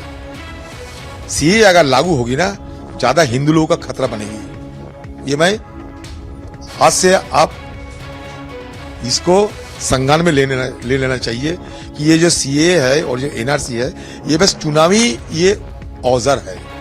सिर्फ चुनाव की मकसद के लिए ये सारे की बात हो रहे हैं, सीए और एनआरसी। बस ये बात हमें कोई लेना देना नहीं है। अगर सरकार चाहे तो कर सकते हैं, सरकार उनके पास है। ये हो सकता है, अगर कोई शासन के लिए कुछ भी हो सकता है, हमें इसमें कोई आपत्ति नहीं है। कानून व्यवस्था को अगर सही ढंग से चलाना है, इसके लिए कोई निर्णय ले सकते हैं सरकार की अपनी ये अधिकार बनते हैं। Around 7 a.m. a mass These are the Kashmiri Pandits. They are staging protests because they are feeling the similar kind of situation what they faced in 90s in the Kashmir. And they are saying one thing that is very clear, that those who are trying to portray that the Kashmir Files movie was a propaganda, they are trying to just portray and give a clean sheet to those who have been culprits of the genocide of the Kashmiri Pandits.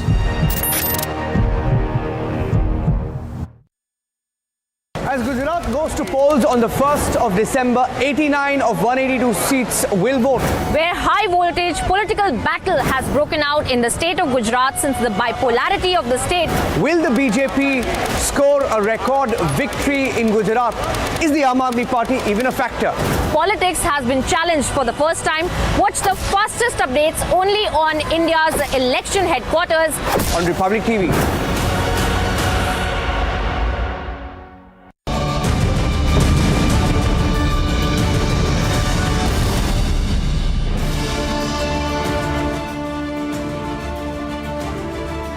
Hello, welcome you watching. This is exclusive with me, Shravan Sen. We're getting to you tonight a story that not a single media is reporting about. The saffron bogey has now been exposed. Tonight we'll get you another expose on the Malegaon blast. But up first, these are the headlines we're tracking for you at this hour.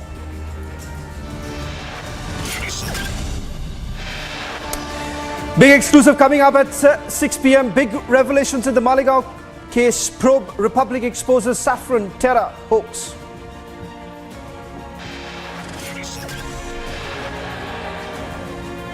Republic decodes the modus operandi of gangster Lawrence Bishnoi. Stay tuned for the super explosive revelations. AIM's cyber attack case gets bigger. IP addresses from foreign country now under the scanner.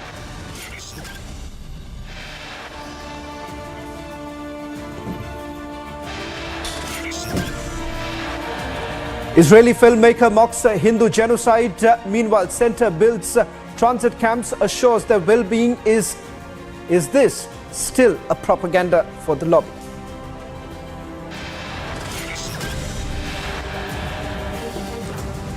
It's day 2 of the 18th edition of the India-US joint military exercise. Republic remains the only channel to get you exclusive crowd reports. Aam Aadmi Party's hypocrisy exposed. Cops lathicharged on protesting farmers at Sangrur.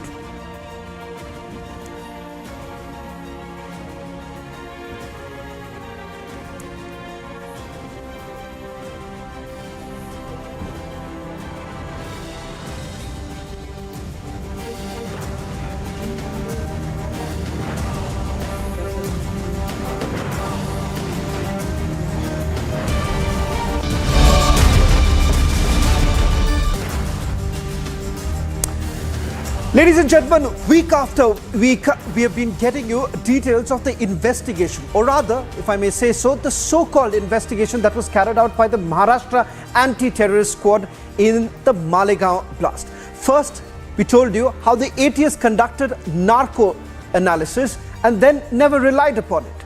Then we brought you multiple witnesses, statements of these witnesses and the inconsistencies in it. Tonight, we'll also get you details of how Lieutenant Colonel Purohit was fixed, allegedly fixed by the Maharashtra Anti-Terrorist Squad, and now it is out in the open. My colleague Alisha Nair and Sandeep have been piecing together all the details in this entire investigation. Take a look at this report and then we go across to our reporters Alisha and Sandeep, who's getting you the latest in the investigation that has been carried out by Republic TV. Republic continues to expose the Malegaon, that is saffron terror hoax. The exposure that has been coming across, importantly the first investigation that has come, that is of narco terror. The report that was never given to an accused, even after asking continuously whether by the RTI or whether from the court. The second exposure that has come across, that is something, a statement of an army personnel. We have accessed a 5 army personnel statement, the statement that was fabricated by the ATS back in 2008. But though army personnel has been declared as an hostile. Now what we have come across of a statement, again, army personnel, clearly mentioning, if I read out the statement, which clearly mentioned that Srivastav had also threatened me that he will also implicate me in this case as implicated to Purohit. So this is a saffron terror hoax which has come across, and we will continue with our investigation in this entire Malegaon blast case 2008. Let's go across to my colleague Alisha and my colleague Sandeep, who will also be joining us on this broadcast, getting you the latest details of the investigation that's been carried out so far. So first we told you about the narco analysis. The question that was raised was the fact that if at all a narco test was actually done, then why is it that the Maharashtra Anti-Terrorist Squad never relied upon it? There is no answer to it. In fact, the accused in this particular case went to the court seeking details of the investigation and the narco analysis CD, but that never happened.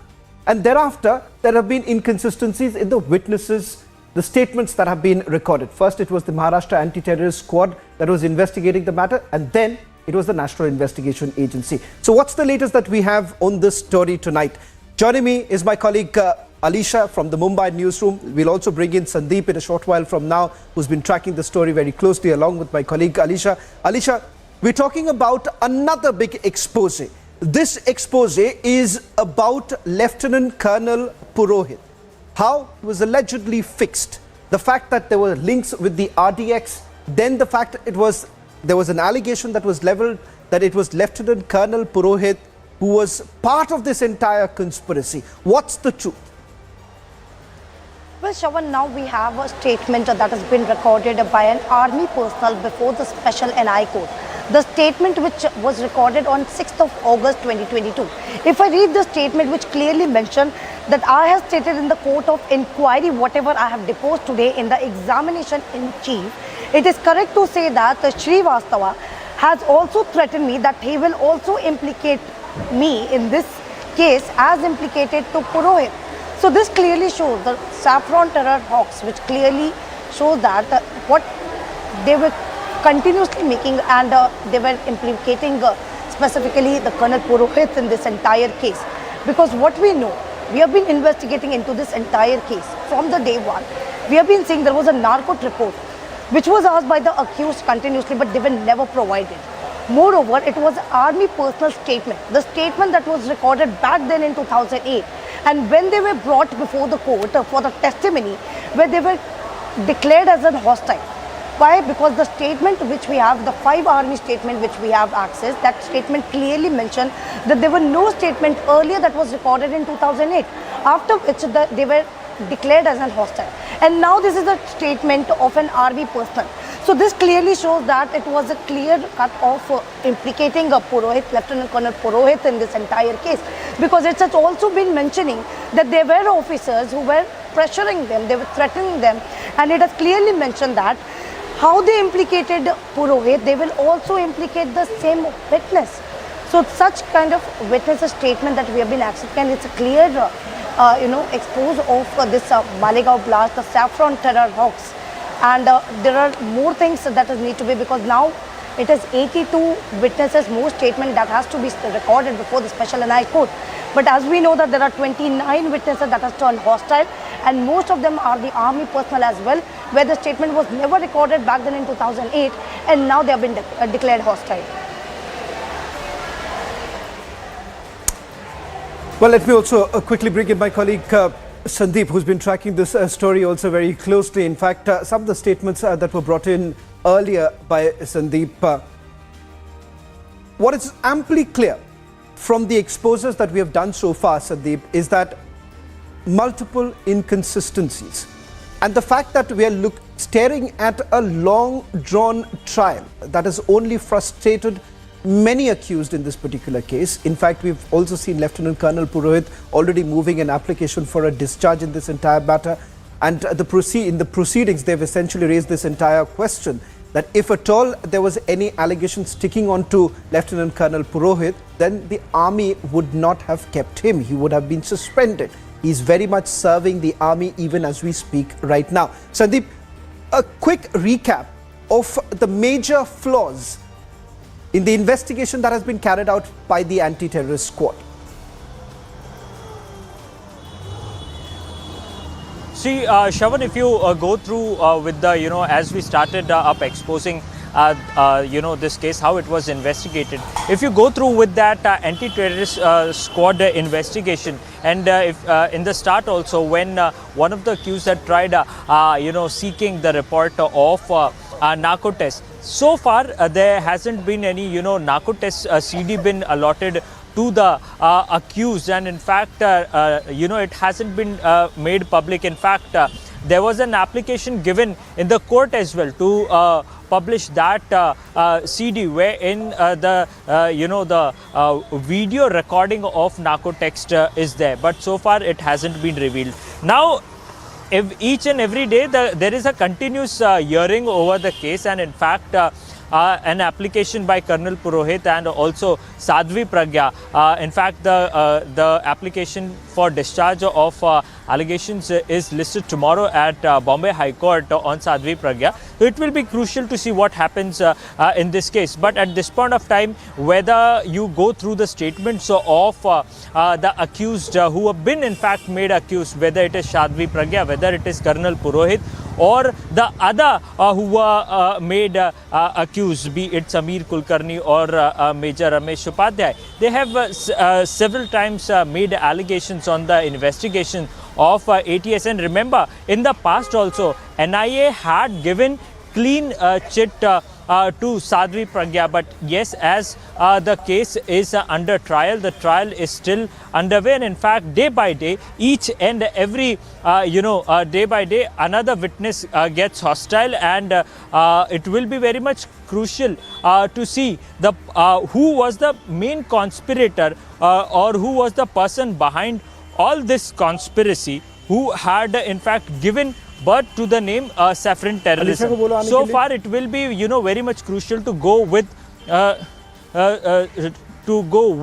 the trial that is happening in the court, Shravan. But yes, once more and more witnesses comes and give their testimony in the court, the picture will be more clear.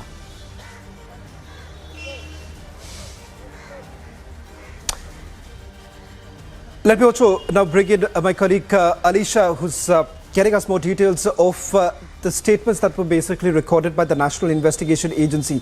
Just for the better understanding of our viewers, one, most of these statements were first recorded by the Maharashtra Anti-Terrorist Squad.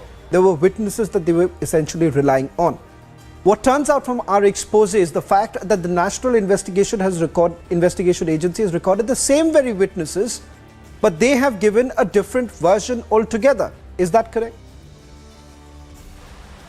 Well, yes, Shravan, because this is a statement that has been recorded by National Investigation Agency, is something recorded before the magistrate court. Specifically, the designated court, which is a special NI court, that is under section 164. So this is something on record before the court, and what we have been seeing, we are continuously witnessing the statement given by the witness, whether the fact it was recorded back then in 2008 by Maharashtra ATS, who was investigating, and initially they were investigating into the case and the statement and the charge that has also been filed by ATS. And the second thing, when NI in 2011, when National Investigation Agency took over the Malegaon bomb blast case, where there were again witnesses were called in. And now when the trial is underway, there are all the witnesses who has been called in before the court, and they have been recording the statement. Till now there are more than 100 witnesses. Their testimony has been recorded before the court, but what has been transpired in this entire investigation, where the people, the witnesses, whether it is the army personnel, we even saw in the last part of investigation where the army personnel statement was fabricated. Fabricated in what way? Because the statement that was recorded back then in 2008, they have never recorded the statement as what they have said before the court. But now the new statement that has been emerged and that has came into it, it clearly shows that the person was threatened. He was threatened by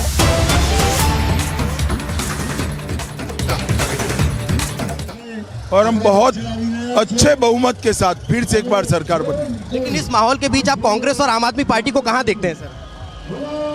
देखिए, मेरा किसी भी party के लिए टिप्पणी करना ठीक नहीं है, मगर हम अप्रत्याशित मार्जिन के साथ इस बार जीतने जा रहे हैं। गुजरात में Bharatiya Janata party anti radicalisation act को लेकर, सेल को लेकर बात कर रही है, इसे क्या आप राष्ट्रीय स्तर पर देखने को मिलेगा?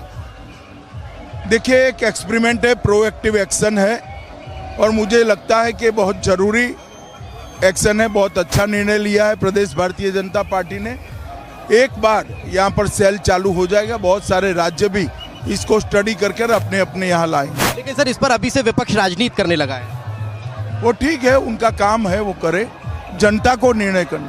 सर, अंतिम सवाल, जब भी चुनाव होते हैं विपक्ष या हो या कांग्रेस को, वो अपशब्दों का इस्तेमाल करने लगती है, इसे कैसे देखते हैं? इस बार भी चुनाव में यही देखिए, जितनी बार अब शब्दों का प्रयोग विशेषकर मोदी जी के लिए किया, कांग्रेस को गुजरात की जनता ने चुनाव में दंड देने का काम किया है। मुझे लगता है इस बार भी गुजरात की जनता बैलेट बॉक्स के अंदर इसका जवाब देगी। कितनी सीटें इस बार? कितनी सीटें इस बार? हम सारे रिकॉर्ड तोड़ेंगे अप्रत्याशित बहुमत के साथ। बहुत बहुत धन्यवाद सर। तो ये थे केंद्रीय गृह मंत्री अमित शाह, जिन्होंने कहा कि अप्रत्याशित बहुमत के साथ भारतीय जनता पार्टी गुजरात में इस बार अपनी सरकार बनाने जा रही है। साथ ही साथ उन्होंने ये भी कहा कि एंटी रेडिकलाइजेशन सेल को लेकर जिस बात का जिक्र प्रदेश भारतीय जनता पार्टी ने किया है, उसकी स्टडी होगी, उस पर काम होगा, और फिर अलग अलग राज्य भी इस पर स्टडी करके इसे आगे बढ़ाने का काम करेंगे। लेकिन जहां अगर बात की जाए कांग्रेस और आम आदमी पार्टी की, तो उस पर टिप्पणी करने से उन्होंने साफ इनकार कर दिया। विजय संजीव के साथ Dipesh Pargale, Republic Bharat.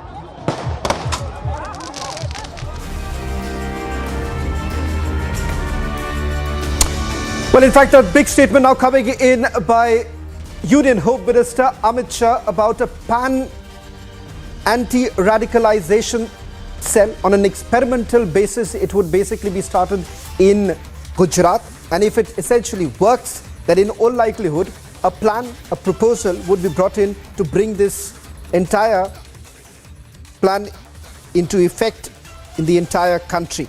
Now, multiple news points coming in from the interview, the exclusive interview given by the Union Home Minister Amit Shah to my colleague from Republic Bharat. But the big news coming in, an anti-radicalization cell is an experiment in Gujarat. More study would be done about it. In fact, we'll try and play out that interview that has been given, the exclusive interview given by Union Home Minister Amit Shah, a massive statement made by the Union Minister. This comes at a time when questions essentially have been raised about several sleeper cells being activated in various parts of the country, and we have essentially seen the impact that radicalization has essentially had in southern states like Karnataka, Kerala, Tamil Nadu. In fact, the Union Home Ministry has essentially indicated that there has been large-scale radicalization. In fact, before in the Parliament, also the data that was provided by the Ministry of Home Affairs essentially indicates that there has been a growing trend. And that is one of the reasons why we are essentially looking at this big statement coming in from the Home Minister only on Republic TV. Let's listen in to what the Union Home Minister had to say. और इस वक्त केंद्रीय गृह मंत्री अमित शाह हमारे साथ मौजूद हैं जो रोड शो कर रहे हैं। सर, लगातार आपकी रैली हो या रोड शो, माहौल ऐसा ही रहता है, लेकिन इस बार गुजरात का चुनावी माहौल क्या कहता है?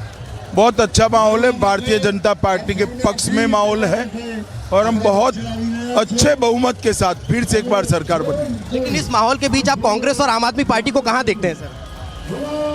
देखिए, मेरा किसी भी पार्टी के लिए टिप्पणी करना ठीक नहीं है, मगर हम अप्रत्याशित मार्जिन के साथ इस बार जीतने जा रहे हैं। गुजरात में Bharatiya Janata party anti radicalisation act को लेकर, सेल को लेकर बात कर रही है, इसे क्या आप राष्ट्रीय स्तर पर देखने को मिलेगा? देखिए, एक एक्सपेरिमेंट है, प्रोएक्टिव एक्शन है और मुझे लगता है कि बहुत जरूरी एक्शन है। बहुत अच्छा निर्णय लिया है प्रदेश भारतीय जनता पार्टी ने। एक बार यहाँ पर सेल चालू हो जाएगा, बहुत सारे राज्य भी इसको स्टडी करके अपने अपने यहाँ लाएंगे। लेकिन सर, इस पर अभी से विपक्ष राजनीति करने लगा है। वो ठीक है, उनका काम है, वो करे, जनता को निर्णय करना। सर, अंतिम सवाल, जब भी चुनाव होते हैं विपक्ष या हो या कांग्रेस को, वो अपशब्दों का इस्तेमाल करने लगती है, इसे कैसे देखते हैं? इस बार भी चुनाव में यही देखिए, जितनी बार अपशब्दों का प्रयोग विशेषकर मोदी जी के लिए किया, कांग्रेस को गुजरात की जनता ने चुनाव में दंड देने का काम किया है।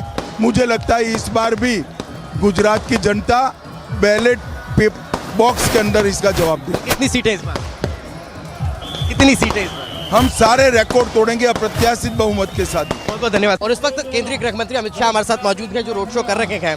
सर, लगातार आपकी रैली हो या रोड शो, माहौल ऐसा ही रहता है, लेकिन इस बार गुजरात का चुनावी माहौल क्या कहता है? बहुत अच्छा माहौल है। भारतीय जनता पार्टी के पक्ष में माहौल है और हम बहुत अच्छे बहुमत के साथ फिर से एक बार सरकार बनेंगे। लेकिन इस माहौल के बीच आप कांग्रेस और आम आदमी पार्टी को कहां देखते हैं सर?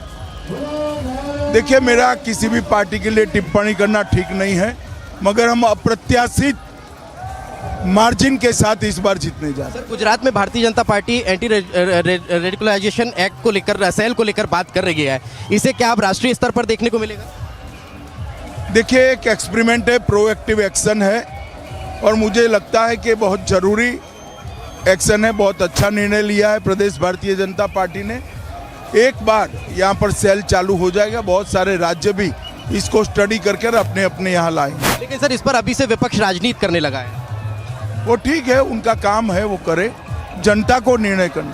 सर, अंतिम सवाल, जब भी चुनाव होते हैं विपक्ष या हो या कांग्रेस को, वो अपशब्दों का इस्तेमाल करने लगती है, इसे कैसे देखते हैं? इस बार भी चुनाव में यही। देखिए, जितनी बार अपशब्दों का प्रयोग विशेषकर मोदी जी के लिए किया, कांग्रेस को गुजरात की जनता ने चुनाव में दंड देने का काम किया है। मुझे लगता है इस बार भी गुजरात की जनता बैलेट बॉक्स के अंदर इसका जवाब दे। कितनी सीटें इस बार? कितनी सीटें इस बार? हम सारे रिकॉर्ड तोड़ेंगे अप्रत्याशित बहुमत के साथ। बहुत बहुत धन्यवाद सर। और इस वक्त केंद्रीय गृह मंत्री अमित शाह हमारे साथ मौजूद हैं जो रोड शो कर रहे हैं। सर, लगातार आपकी रैली हो या रोड शो, माहौल ऐसा ही रहता है, लेकिन इस बार गुजरात का चुनावी माहौल क्या कहता है? बहुत अच्छा माहौल है। भारतीय जनता पार्टी के पक्ष में माहौल है और हम बहुत अच्छे बहुमत के साथ फिर से एक बार सरकार बनेंगे। लेकिन इस माहौल के बीच आप कांग्रेस और आम आदमी पार्टी को कहां देखते हैं सर? देखिए, मेरा किसी भी पार्टी के लिए टिप्पणी करना ठीक नहीं है, मगर हम अप्रत्याशित मार्जिन के साथ इस बार जीतने जा रहे हैं। गुजरात में Bharatiya Janata party anti radicalisation act को लेकर, सेल को लेकर बात कर रही है, इसे क्या आप राष्ट्रीय स्तर पर देखने को मिलेगा? देखिए, एक एक्सपेरिमेंट है, प्रोएक्टिव एक्शन है और मुझे लगता है कि बहुत ज़रूरी एक्शन है, बहुत अच्छा निर्णय लिया है प्रदेश भारतीय जनता पार्टी ने। एक बार यहाँ पर सेल चालू हो जाएगा, बहुत सारे राज्य भी इसको स्टडी करके अपने अपने यहाँ लाएंगे। लेकिन सर इस पर अभी से विपक्ष राजनीति करने लगा है। वो ठीक है, उनका काम है, वो करे, जनता को निर्णय करना। सर अंतिम सवाल, जब भी चुनाव होते हैं विपक्ष या हो या कांग्रेस को, वो अपशब्दों का इस्तेमाल करने लगती है, इसे कैसे देखते हैं? इस बार भी चुनाव में यही हुआ। देखिए, जितनी बार अपशब्दों का प्रयोग विशेषकर मोदी जी के लिए किया, कांग्रेस को गुजरात की जनता ने चुनाव में दंड देने का काम किया है। मुझे लगता है इस बार भी गुजरात की जनता बैलेट बॉक्स के अंदर इसका जवाब देगी। कितनी सीटें? कितनी सीटें?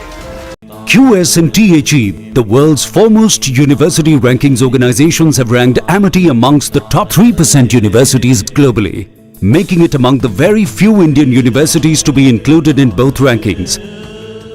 Yet another top ranking for Amity University.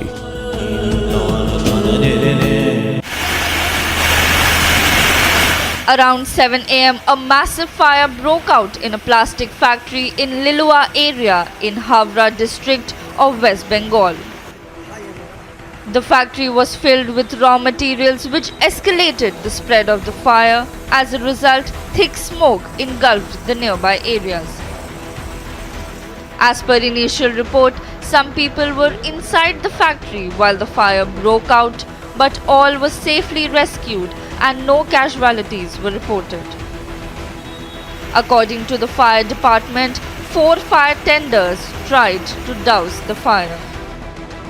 It is also alleged that no fire extinguishing system was installed inside the factory. Fire officials have stated that a detailed investigation has been launched, but the reason of the fire is yet to be confirmed. Bureau Report, Republic TV. In a fatal road accident, 6 people have lost their lives while 15 others severely injured in Uttar Pradesh's Bahraj.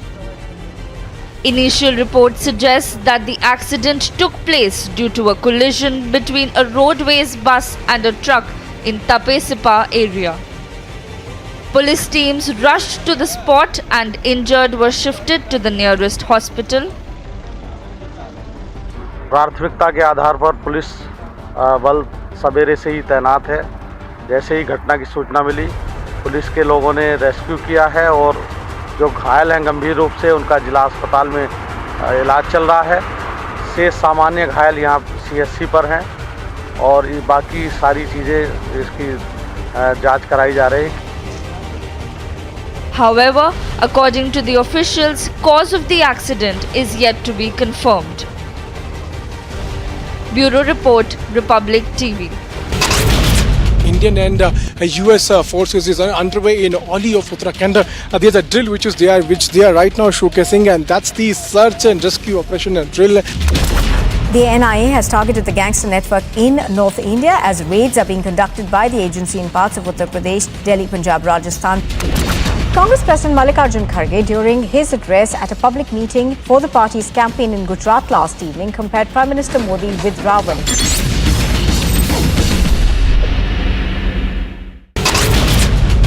YS Sharmila, she was seated in a car. She wanted to drive till the CM's camp office, but she wasn't allowed. And then the police officials stored the vehicle. She was brought at the SR Nagar police station. Taran district of Punjab. This was the second Pakistani drone that has been shot.